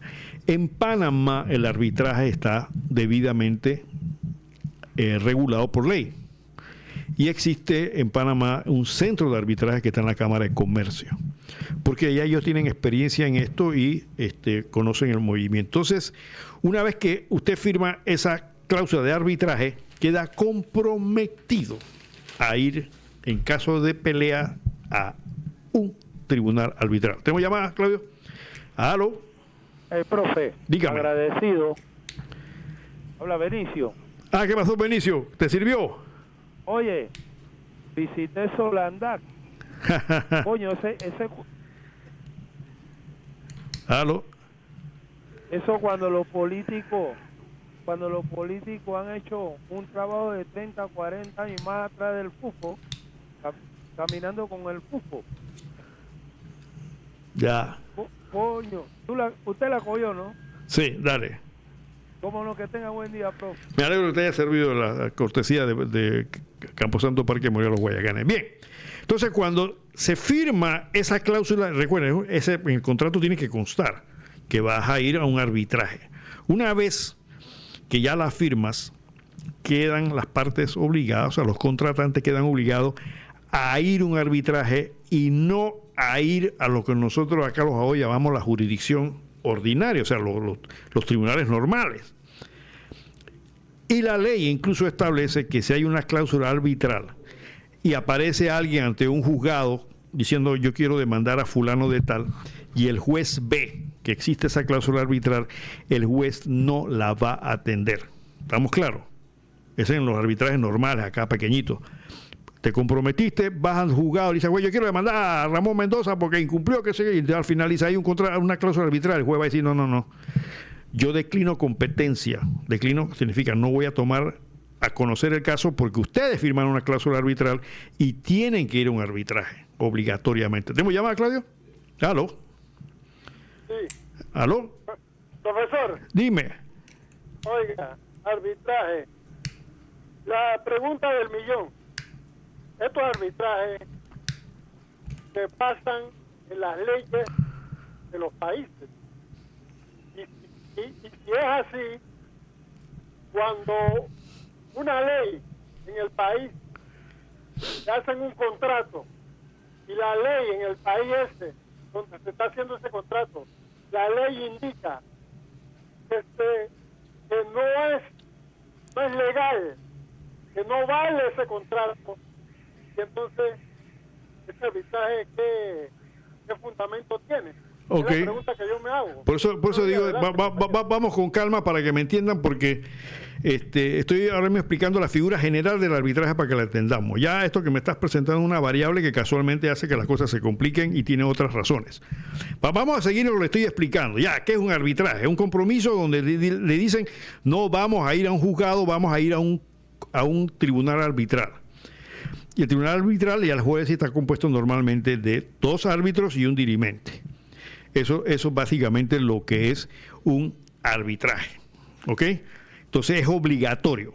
Repito, si firmaron una cláusula arbitral, estamos hablando a nivel general, y allí se colocó en el contrato la cláusula de arbitraje, tienes obligatoriamente que someterte a un arbitraje. Entonces, ¿qué establece en la ley de arbitraje? Bueno, entonces se escoge, cada parte escoge a un árbitro. El centro donde se va a desarrollar el asunto normalmente pone el tercero, que es el dirimente, que es una persona neutral, que va a ser el que va a decidir. Por eso siempre son 3, para que no haya nunca empate. Luego se arma el tribunal arbitral y entonces se procede a fijar la fecha, etcétera, etcétera, donde se hace la audiencia, etcétera, etcétera. Hay 2 tipos de derecho en Panamá básico, que es el derecho, que nosotros llamamos arbitraje en derecho, y el otro arbitraje que es sobre... se maneja sin necesidad de recurrir a procedimientos legales. O sea, tú puedes escoger si vas a coger el arbitraje, que lo vas a manejar como si manejaras el tema con derecho, o va a ser un arbitraje que se va a manejar bajo criterio común. Se me va a la cabeza ahora mismo el nombre del otro tipo de arbitraje que hay. Son 2 tipos de arbitraje, entonces. En uno, evidentemente, si tú en el arbitraje escogiste que lo vas a manejar en derecho, significa que evidentemente los árbitros tienen que ser abogados, porque el asunto se va a resolver en base a la ley. Si es el otro tipo de arbitraje, entonces no es sobre lo que dice la ley, sino sobre la práctica, el conocimiento común, etcétera, etcétera, y se consiguen personas que sean conocedoras de la materia, para que estemos claros en el tema. Ok, luego que se fijan las fechas, se arreglan los costos, pues hay que pagarlo, etcétera, etcétera, viene y se hace la correspondencia a audiencia de arbitraje. Lo que se decida allí tiene que acatarse. Ahí no cabe apelación, ahí no cabe, listo, se acabó. Solamente podría invocarse un amparo de garantías constitucionales si fuera el caso, que normalmente no lo es. Entonces, allí te solucionas el problema de quedarte 10 años litigando en los juzgados y en 10 meses debes resolver tu problema. Eso es lo que es el arbitraje. Ahora, eso es lo que es local. Lo he hecho a pantallazos para que tengamos una idea de lo que es un arbitraje. Entonces, el fallo que se da se llama laudo arbitral. No es un fallo como los de la Corte. Tiene la misma forma, más o menos. Se va a dictaminar en estos términos. Obviamente va a estar bien fundamentado, se van a analizar las pruebas. Es un juicio, pero solamente que en lugar de hacerse ante un juzgado público oficial, se hace en privado, de acuerdo a las reglas que existen. O sea, no es que las vamos a inventar tampoco, ya existen las reglas de arbitraje. Luego que termina esto y se emite el laudo arbitral, tiene que cumplirse. Ya, punto, se acabó. Por eso se le llama vía de solución de conflictos alternativos, porque es la fórmula para que tú soluciones un pleito en menos tiempo. A la pregunta que hizo el oyente: cuando los países hacen negocios, normalmente pueden pasar dos cosas. Que en el contrato diga que se va a someter a la jurisdicción de cierto país o a la competencia de cierto país, o te vas a someter a arbitraje. Eso, si tenemos la suerte, la próxima semana el especialista lo explicará en más detalle. Entonces, una empresa panameña hace un contrato con una empresa gringa, por decir algo, y establecen, a veces dicen, bueno, en caso de disputa nos vamos a someter a las leyes de Nueva York o a las leyes de Suiza, donde le dé la gana, ¿no? Eso se llama, es un fuero extraterritorial. Tú escoges el juzgado donde vas, no te quieres someterte a eso. O dices, nos vamos a someter a un arbitraje. Pero podría decirse, bueno, un arbitraje de acuerdo a las leyes panameñas, ¿por qué no se puede hacer? Las partes pueden hacer lo que les dé la gana, pero normalmente no ocurre eso. Normalmente ocurre que en estos casos, sobre todo de este tipo de negocios, estos arbitrajes están regulados por entidades internacionales, corporaciones internacionales, que están específicamente creadas para ese fin. Entonces, las partes están contratando y deciden someterse a un arbitraje de acuerdo a las reglas de tal y tal lado. En el caso de Panamá con Canadá, que es el problema de First Quantum, Panamá tiene un convenio con Canadá para el trato de inversiones. ¿Qué pasa? Que los países poderosos que quieren hacer negocio con los países pendejos como Panamá, históricamente se han dado cuenta de que estos países cambian de gobierno o se pueden comprar, porque no lo respetan, es verdad. Entonces, eso pasa con África y otros países donde hay riqueza en el suelo, estos países son inestables, no tienen capacidad, entonces hay que manejar las cosas de manera tal que estas empresas tengan la ventaja. ¿Tenemos llamada? Aló, buenos días, ¿está en el aire? Buenos días, licenciado. Buenos días. Sí, esos arbitrajes donde las empresas tienen razón, entraron en buena lid, ¿verdad? Pero todos sabemos que aquí esa empresa entró a este negocio por la puerta falsa, violando todas las leyes. Esta área es un área protegida, un corredor biológico mesoamericano, y sabía todos los obstáculos que tenía. Mire, el presidente el jueves dijo que el contrato ese que tenía, pues, que se canceló la corte, fue un contrato atroz, pero sin embargo dice que le pide a la empresa que cancele todas las demandas que tiene para poder negociar. ¿Qué quiere decir el presidente? ¿Que va a negociar otro contrato? Me parece que el fallo de la Corte no decía que había que negociar otro contrato. Entonces el presidente dice una cosa y después dice otra. Y mire, Costa Rica, pero antes, lo más atroz es el daño ecológico que ha hecho esa empresa en las montañas de Donoso. Ha destruido parte de las montañas del corredor ese, porque las montañas protegen, son barreras naturales para el cambio climático, protegen de vendavales, de huracanes. Y cuando ella termine ya no habrá montañas allí y queda el país desprotegido. Y finalmente Costa Rica tuvo un problema muy similar con una empresa canadiense, y Costa Rica también entró en un arbitraje, y creo que fue ayer que oí que Costa Rica ganó. Allá internacionalmente le dieron la razón a Costa Rica y la empresa perdió. Mucho más va a perder con Panamá, que tiene tantas cosas en contra. Lo que pasa es que siguen metiéndonos miedo, asustándonos. Muchas gracias. Mire, yo estoy explicando lo que es el arbitraje. Ya usted está aterrizando en temas más específicos, que eso evidentemente requiere un poquito más de análisis. Yo lo que quiero es que los oyentes entiendan lo que es un arbitraje. Mucha gente lo escucha y no saben lo que es. Entonces, la primera intención mía es explicar cómo funciona de manera esquemática el arbitraje. Entonces, en los arbitrajes internacionales se escoge cuál va a ser el lugar donde se va a hacer el arbitraje de acuerdo a las reglas de ese lugar, de esa entidad, llamámoslo así. Puede ser la Cámara Internacional de Comercio, algunos escogen la Cámara de Comercio de París, otros escogen Nueva York, en fin. Ellos escogen, en caso de problema, dónde vamos a solucionar, hablando en términos muy sencillos, a qué país y bajo qué reglas vamos a solucionar este problema. Entonces, ¿qué pasa? Vuelvo a repetir, en casos de Panamá y de otros países, se hacen convenios, los países poderosos hacen convenios con los países pendejos, de manera tal que ellos dicen que van a proteger la inversión para evitar expropiaciones sobre todo. ¿Qué quiero decir con esto? Lo que pasa es que hay muchos países, vamos a suponer que Venezuela, por ejemplo, que ahora cambió de régimen político. Cuando entra Maduro, vino y expropió algunas empresas, que algunas pues de compañía internacional. Entonces, por esa razón,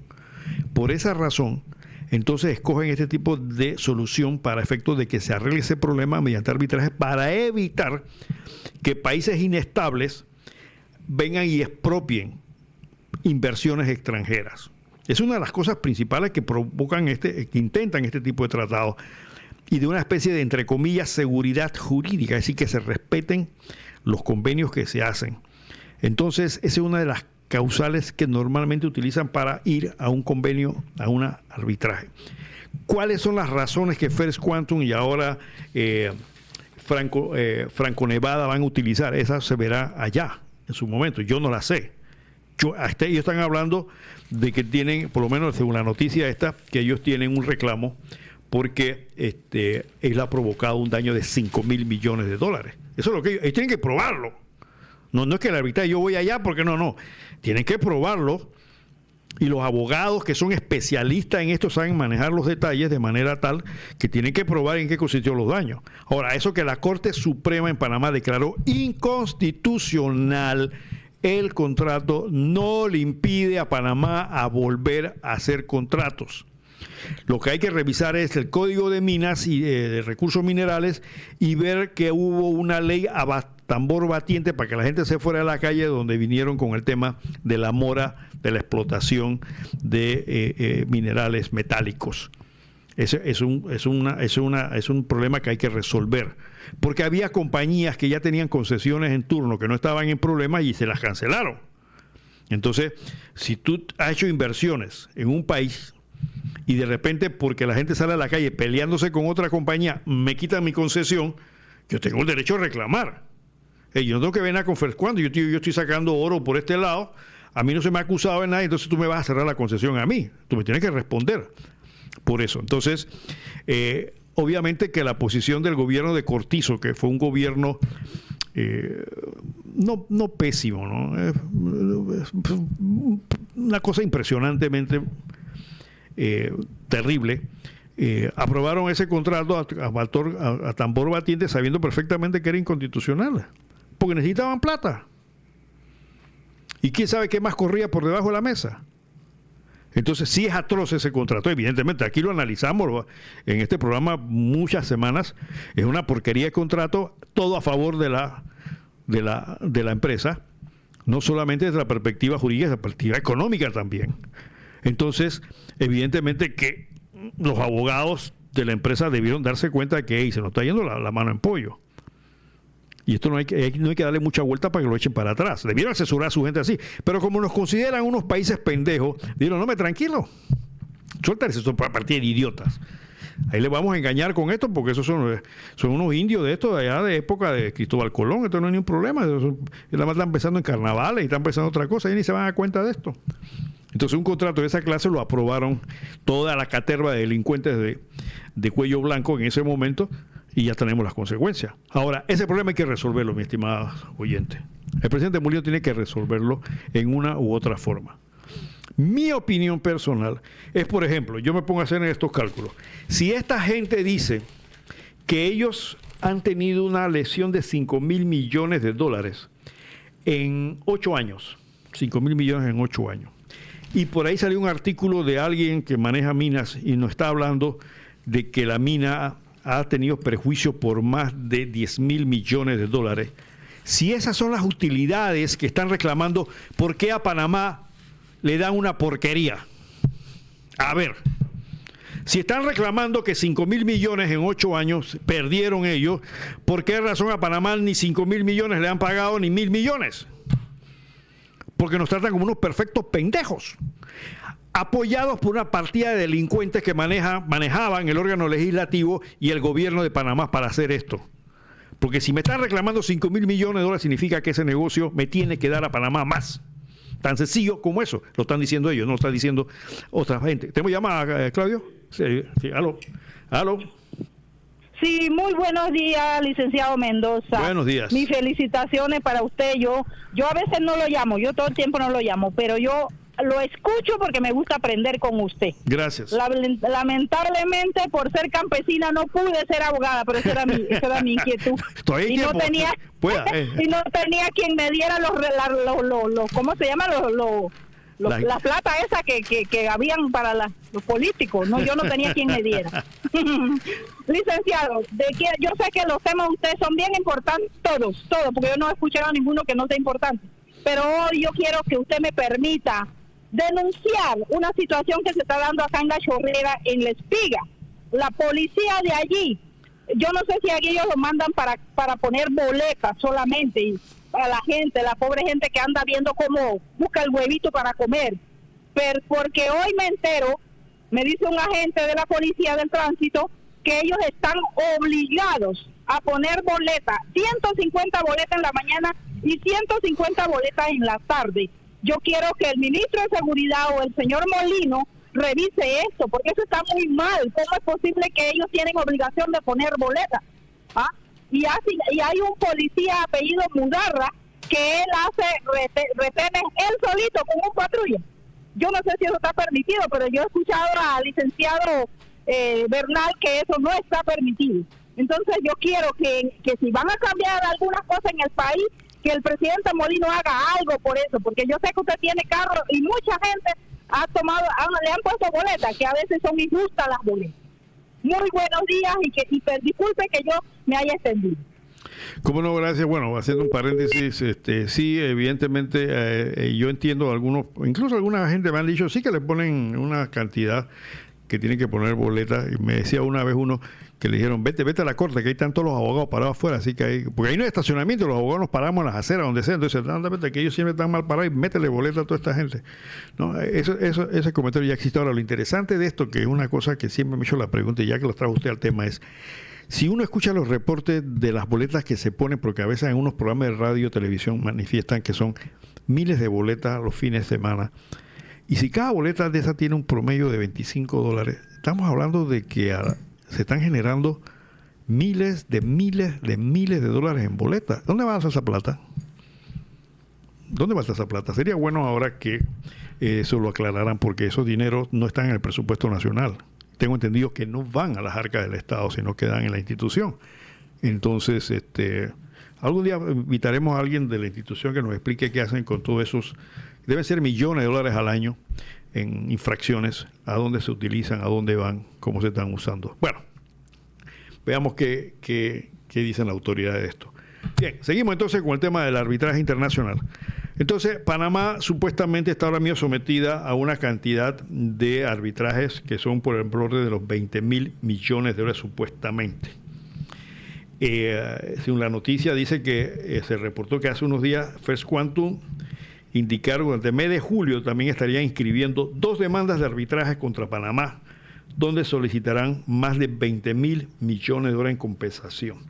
Miren, si sacamos en cuenta esto, si sacamos lo que todo el mundo está pidiendo, porque también hay unos coreanos también que van a pedir también otro arbitraje, dice que a la minera Orla Mining, también una demanda de arbitraje, este es por Cerro Quema, esto por razón de que le suspendieron también la explotación, va a solicitar 400 millones al gobierno panameño mediante un arbitraje. No tiene que ver con First Quantum, pero también por el hecho de que cancelaron las concesiones de explotación de minas.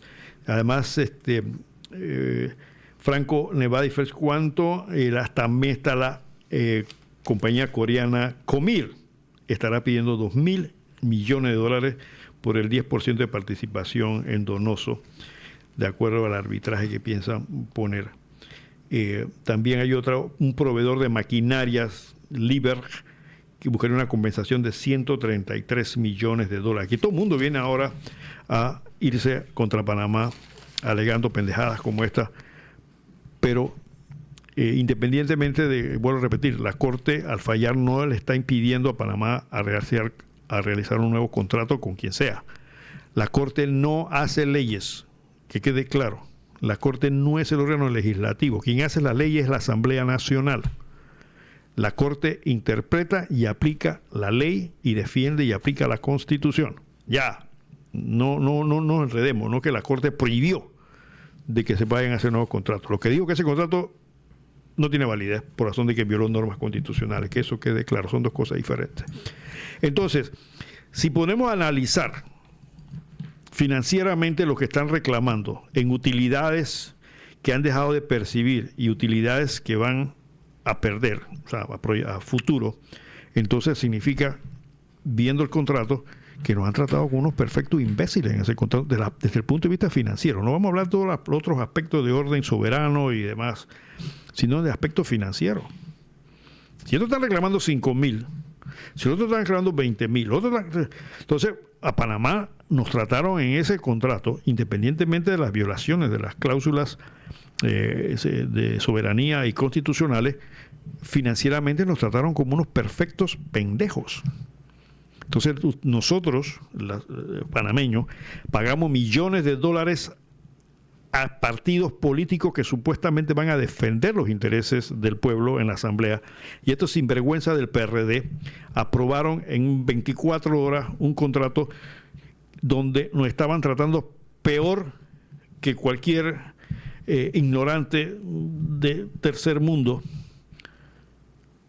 Y ahí están las consecuencias.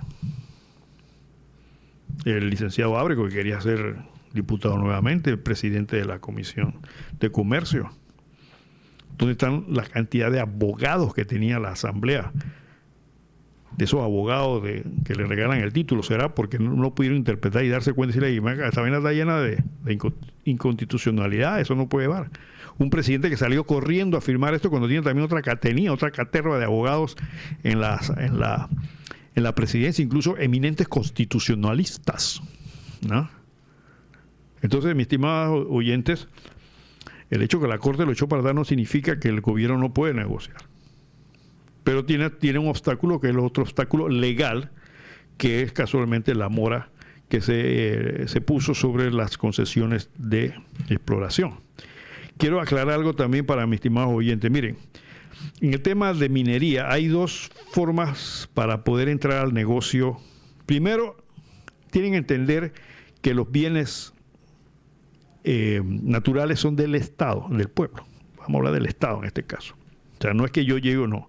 Entonces, si tú quieres entrar a explotar, o sea, a sacarle el mineral, lo que sea, tú tienes que pedirle permiso al gobierno. No vas a llegar con una pala y un pico y te vas a poner a buscar oro, no. Eso se llama concesión. Y eso está regulado por el Código de Recursos Minerales, que hay que reformarlo, y las leyes administrativas, o sea, que explican cómo son los procedimientos que hace el gobierno para esto. Entonces, la ley establece qué es lo que necesitas para decirle al gobierno, oye, yo quiero entrar en el negocio minero. Entonces hay dos etapas, la que se llama la concesión de exploración. En la exploración tú no vas a abrir ningún hueco ni vas a poner maquinaria. En la exploración tú le dices al gobierno, mira, yo quiero que me den un derecho, una concesión de exploración en tantos cientos de hectáreas y le van a marcar un polígono donde van a realizar las exploraciones. Entonces las exploraciones pueden demorar años. Ahí se establece qué tiempo lo vas a utilizar. Y hay que cumplir con una serie de requisitos que te exige el gobierno. Entonces, la exploración es para eso, para que hagas análisis de suelo, traigas tus ingenieros, te metas en la montaña, hagas lo otro, en fin, no vas a sacar material, solamente vas a verificar si realmente existe el material allí. Si te das cuenta de que existe el material que necesitas, entonces pides una concesión de explotación. Es la segunda fase. Y tienes que cumplir una serie de requisitos adicionales. Fianzas, una serie de cosas, etcétera, etcétera. Se entran a negociar las regalías, qué sé yo, tal y cual. Entonces, para que entendamos que son dos facetas cuando van a explotar recursos minerales. La concesión de exploración y la concesión de explotación. No. Hay unas concesiones adicionales para de movilización de materiales, etcétera, etcétera, pero son secundarias. Lo principal son estas dos, para que estemos claros en el tema de la mina, cómo es que camina esto. Entonces, las concesiones se pueden ser revocadas. En Panamá se ha generado el negocio de las concesiones. Yo le pido al gobierno que me dé una concesión para producir electricidad, por ejemplo, el gobierno me la da, no hago un carajo y entonces se la vendo a otro por varios millones y me gano un poquetón de plata. Es uno de los negocios de los juegavivos en este país, donde mucha gente hace millones sin realmente agachar el lomo para realizar la exploración y mucho menos la explotación. Así ocurre con el sistema eléctrico y en las telecomunicaciones y demás. Lo que pasa es que tú que estás viendo las famosas novelas turcas, que estás empecinado estar metido en el parking y estar viendo cualquier pendeja, no te das cuenta de esto. Entonces, los que saben manejar esto, en un país tan pequeñito como eso, se hacen millonarios, porque saben manejar las maracas. Y solamente requieren contactos con funcionarios torcidos de un gobierno X para lograr tener los mecanismos y obtener estas concesiones y negociarlas. ¿No? Son los negocios de verdad que este país produce en ese sentido. Y al final de cuentas, los pendejitanos, tú que me estás escuchando allá en Siricito adentro y allá en Chicá y estos lugares, dirías, bueno, a mí qué carajo me importa si yo no tengo que pagar esa vaina. Robó pero hizo. Eres tan pendejo que no te das cuenta de que tú lo estás pagando. Tú lo estás pagando. ¿Y cómo lo pagas? Yo se lo he dicho 1000 veces, te lo voy a repetir. Cada vez que te metes un trago, lo estás pagando. Cada vez que te tomas una cerveza, lo estás pagando. Cada vez que llevas a tus hijos o vas a un restaurante, lo estás pagando. Ahí lo estás pagando. ¿Te me llamas? Aló, buenos días. Aló. Aló. Interrumpirlo, no, pero le voy a decir algo. Todos sabemos con qué gobierno hay ese ruido que se escucha en el teléfono, se escucha un ruido en el teléfono. ¿Usted me escucha? Sí, yo le escucho. Claro y hay un ruido en el teléfono, le digo. Mire, el señor Valladares, fue que llegó a la minera aquí. Y yo escuché a un radiocomentarista que es una persona seria, ¿verdad? Que habla con pruebas que el señor Valladares le había dado la concesión a una compañía para que pusiera 500 tragamonedas y a cambio de eso le tenía que pasar, a transferir dinero a una cuenta de él. Usted sabe que la minera, me imagino que habrá desembolsado mucha plata a los gobiernos subsiguientes, y toda esta plata que le ha pagado a toda esta gente por la concesión que debía pagársela al Estado, se la pagaron a los diputados, a los gobiernos, que por eso son millonarios. Todos sabemos lo que está pasando aquí con los gobiernos, que primero no les importa el país, sino el bolsillo de ellos. Y eso es lo que ha pasado con la minera. Ellos no van a decir que dieron plata a fulanito y a fulanito, pero todos sabemos que eso sucedió. Gracias. Bueno, esas son las sombras de estos negocios que quedan, evidentemente. Eso que usted habló del doctor Pérez Valladares, sí fue un caso y creo que incluso hubo una acción penal en eso y él salió relevado de responsabilidades. Sí hubo un manejo con las concesiones que se dieron con los casinos. Es que aquí cualquiera persona medianamente capacitada que tiene poder político sabe hacer negocios. Que a final de cuentas no pasa nada. Así pasó con el sistema eléctrico. Aquí unas cuantas familias asociadas entraron una vez que se privatizó el sistema para el tema de las generadoras eléctricas. Eso es. Lo que pasa, mi estimado oyente, es que tú estás preocupado por otra cosa. Yo te entiendo, de repente no tienes trabajo, tienes que preocuparte por la cuestión de tus hijos, y tienes toda la razón en eso. Y eso son las cosas que aprovechan los políticos torcidos para manejar el país a su criterio. ¿No? Por esa razón no tenemos una educación que valga la pena. Por esa razón apoyan todo lo que es la incultura, lo que es la falta de educación. Miren, esta semana termina una actividad cultural muy importante, pero ustedes han visto, yo le voy a decir cuál es y a ver si ustedes la han visto en algún medio televisivo. Aquí lo que promueven son las novelas esas mediocres que vienen de Turquía, la novela que tiene a Panamá, que no ha estado Panamá en vilo. Fulanita le va a quitar el marido a Sutana, no se lo pierdan. Y fulanita no sé, una porquería, ¿no? ¿Y por qué digo porquería, mis estimados oyentes? Yo siempre digo que la vida es muy corta y debes utilizarla en algo que te dé algún tipo de utilidad y ganancia. Hombre, si ese tiempo lo utilizaras para hablar con tus hijos, para guiar a tus hijos, para incluso, si son chiquitos, sentarte a leerle a tus hijos el Quijote o el Cid Campeador o la Ilíada, cualquier cosa de esta para efecto de irlo introduciendo. No, tú te sientas a ver la porquería esa porque fulanita le dijo a Menganito que le va a quitar el marido. Importante eso. Miren, el festival de Alfredo Saimalo, que se está del 17 al 28 de julio. Lo voy a leer rapidito la noticia. Eso aparece en un pedacito ahí de la prensa, pero ustedes han visto que, yo no sé, yo no lo he visto, que en las televisoras, en los medios de comunicación, aparte de, en lugar de presentar esos reggaetones asquerosos que tienen, con letras asquerosas, presentar un anuncio cultural de esto. Dice así: este fin de semana continúa la 18ª edición del Festival Internacional de Música Alfredo Saimalo. ¿Quién fue Alfredo Saimalo? Alfredo Saimalo fue un violinista panameño que murió en el 84 y que fue el único panameño dueño y que tocó un violín Stradivarius. Cuando digo Stradivarius, la gente dirá, bueno, ¿y esta vaina qué es? No, Stradivarius es un apellido de un artesano que construyó los violines más finos del mundo, de una tonalidad impresionante, violines y chelos, creo que también hizo Stradivarius.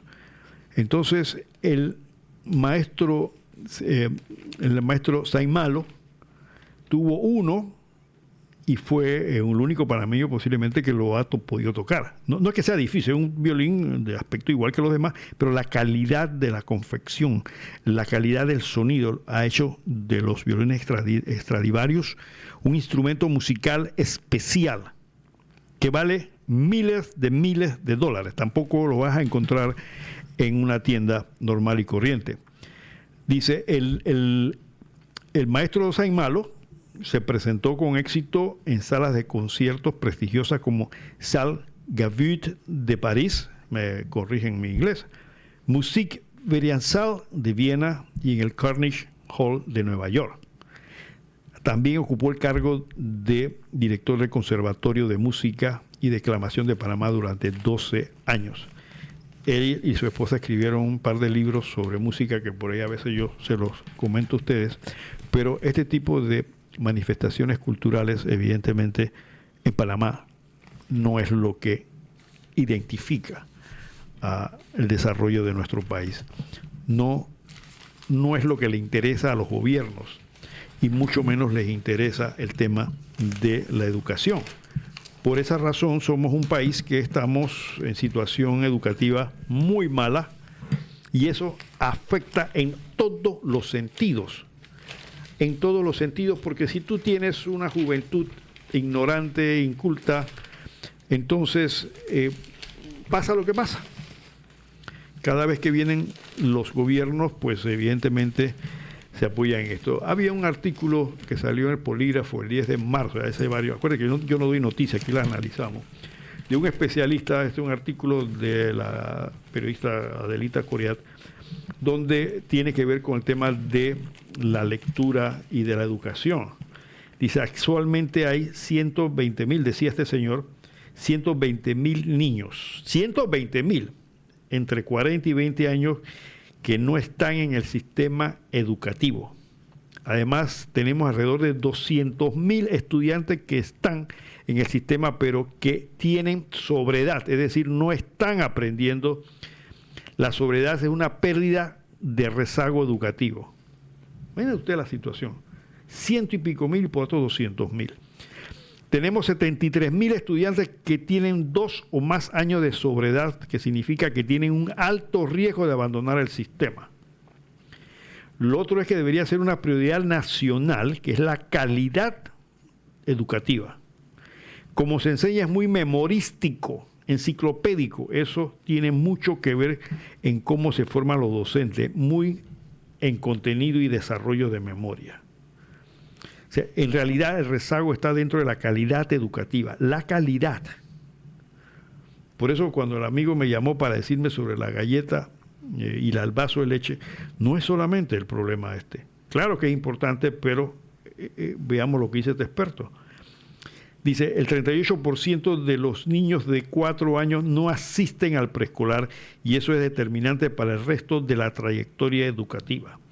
El 30% de los estudiantes que abandonan el sistema son de premedia y media, o sea, los que están por graduarse. La solución a corto plazo lo podemos ver en el ejemplo de la universalización de la educación primaria. Es un mecanismo que utilizan los expertos en educación. Hacen falta aulas de preescolar y de premedia. En 1995 se modificó la Ley Orgánica de Educación que establecía la educación básica general. 30% de los estudiantes que están en primaria no tienen una premedia cerca, puede ser un indicativo para identificar la población. Estamos hablando de 89,000 adolescentes que están fuera de la escuela. 89,000, eso fue el año pasado, iniciando el año. Dice, hay un abandono escolar, es un fenómeno que se manifiesta con más fuerza a partir de la premedia. Muchos de los que me están escuchando son padres y posiblemente entiendan este problema. Yo entiendo de que muchas veces los muchachos ya entrando en la adolescencia, los padres no pueden afrontar los gastos, la distancia, etcétera, etcétera, pero para eso están los gobiernos. Para eso están los ministerios de educación, el ministerio de la familia, y para eso están la caterva de diputados allá en la asamblea. Vamos a ver ahora si estas preocupaciones se manifiestan en leyes que puedan avanzar. Definitivamente. Dice, en sexto grado hay un nivel de aprobación de cerca del 98% de aprobación, pero cuando vemos el resultado de séptimo grado queda en 67%. En estos momentos un 10% de la población es la que sale del sistema definitivo, pero también el trabajo infantil es una de las causas de abandono. Para hacer una evaluación docente hay que definir primero qué competencia debe tener un docente, cuál es el perfil del docente ideal que queremos desarrollar. Y uno de los problemas que hay en Panamá es que casualmente los docentes, los gremios docentes, no admiten el tema de las evaluaciones, de las reconfiguraciones de estos perfiles, porque ellos consideran que no hay una autoridad lo suficientemente capaz para que los evalúe a ellos. Debemos reconocer que en un curso de 40 horas en el verano no va a hacer la diferencia en cuanto a habilidades o competencias que tenga un docente. Tenemos que pensar en procesos de formación y acompañamiento de 2 a 3 años, que es lo que se necesita según este experto para que los docentes se pongan, como diríamos vulgarmente, en something. Dice, además, en este sentido, lo más importante es la capacidad de planificación que tenga el docente. Por ejemplo, cómo va a promocionar la lectura, cómo va a seleccionar las lecturas que va a utilizar en el aula, y no solamente hablando de la materia de español, la lectura debería ser para todas las materias, incluyendo matemáticas. Mira, y este es un consejo que yo le doy a los padres de familia. Nada te cuesta sentarte con tu hijo a leer. Nada te cuesta. Dime qué te cuesta. Es que no voy a tomar trago con el vecino, no voy a jugar dominó, no voy a ver la novela, no voy a ver el partido. Nada te cuesta sentarte con tu hijo, inducirlo a la lectura. ¿Tengo llamada, Claudio? Sí, aló. Buenos días, ¿está en el aire? Aló. Buenos días. Buenos días. Ramón Mendoza. ¿Qué pasó, Morales? Así, sí, habla Morales. Así como Ernesto Valladares, el Toro, hizo la propuesta que la mina debe garantizar las jubilaciones, yo propongo que la zona del canal garantice las jubilaciones, la Caja del Seguro Social y el IDAN. Sobre el arbitraje, la Corte Superior de Justicia falló que se tienen que salvaguardar los intereses de la inversión extranjera. Y finalmente, ¿qué pasó con las indemnizaciones de esas que mi amigo Ramón Palacio tiene una demanda ahí por $100,000? Gracias, buenos días. Bueno, Morales, hoy yo fuiste cortito, Morales, qué suerte tu análisis. Pero bueno, este análisis que acabas de presentar, evidentemente que es parte de la historia de este país y como te he dicho muchas veces hay que sentarse un poco más profundo a verlo. Entonces, evidentemente, mis estimados señores oyentes, eso ya lo hemos hablado en este programa, el país necesita una revolución educativa.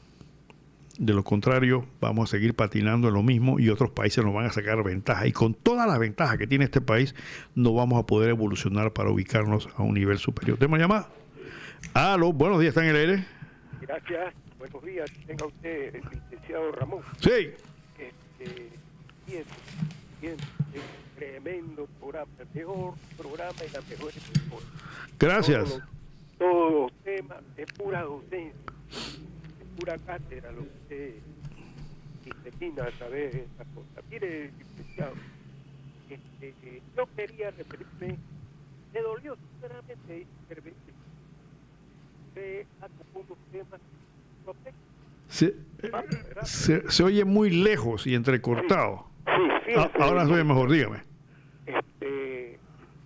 Duele interrumpir, pero son cosas que uno aprovecha y concatena esas ideas, esas enseñanzas con lo que uno está viendo en el panorama. Por lo menos yo veo que en la situación económica el programa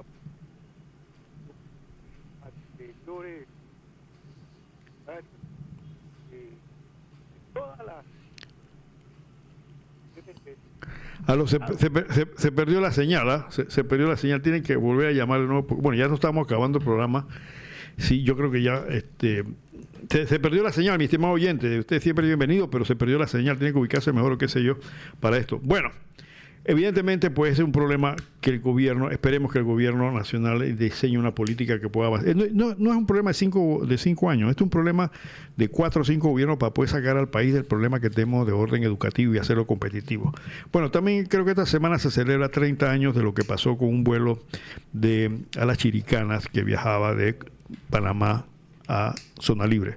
Ese vuelo lo tomé yo varias veces y ese día lo iba a tomar también, pero llegué tarde y el vuelo me dejó. Así que no estuviera aquí en el programa si hubiera llegado a tiempo a tomar el vuelo. Era un vuelo que se hacía todas las mañanas y en la tarde también, donde viajábamos personas que trabajamos en Zona Libre y básicamente la comunidad hebrea que iba con nosotros ahí. Y era un vuelo muy, muy interesante porque el avión abría la parte del compartimento trasero y todos tirábamos los maletines allí cuando llegábamos a Zona Libre, a Colón. Bajábamos y recogíamos nuestros maletines que estaban atrás y aparentemente no había los mecanismos de seguridad que hay ahora, nadie pensaba en esto y fue un asesinato totalmente injustificado y tengo entendido que todavía se está investigando qué rama terrorista hizo esto, ¿no? Llamada, sí, aló, buenos días, ¿están en el aire? Sí, licenciado, yo espero que ahora se escuche mejor, ¿no? Sí, ahora sí. Sí, se voy a hacer breve. Fíjese, licenciado, voy al grano.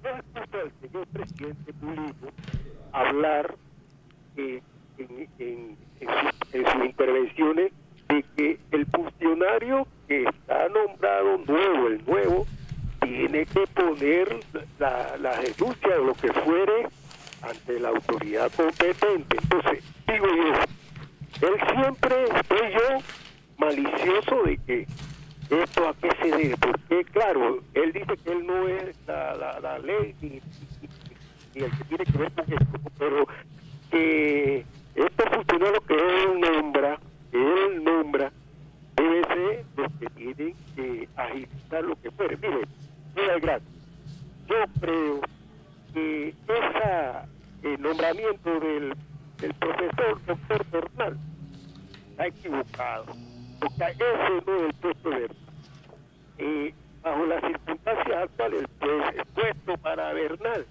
es el de contralor o el de procurador. Es el único que se atreve en mi contexto a agarrar de toro por los cuernos y domarlo, porque ese sí de verdad que tiene y no tiene favores, no debe favores.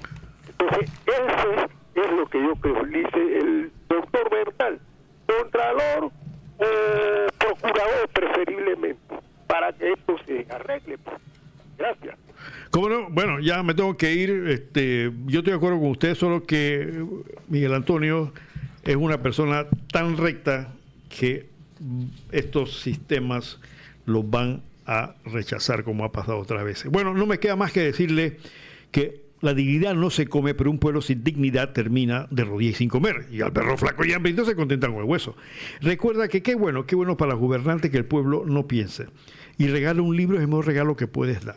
Y recuerda siempre que la vida es como una moneda que hay que saber gastar a tiempo y con gracia. Y el pensamiento de hoy dice, los problemas que no puede eludir y el remordimiento que le causa a aquellos que ha eludido determina el carácter de una persona. Este es un pensamiento de Arthur Miller. Medítalo, ponte a pensar en esto y te lo repito. Los problemas que no puede eludir y el remordimiento que le causa a aquellos que ha eludido determina el carácter de una persona. Bueno, no me queda más que decirles para oírnos, escucharnos la próxima semana. Gracias a Claudio por la asistencia. Viene la gente de Hablando de Todo Un Poco, no se vayan. Y como siempre, no me queda más que decirles ¡hasta pronto!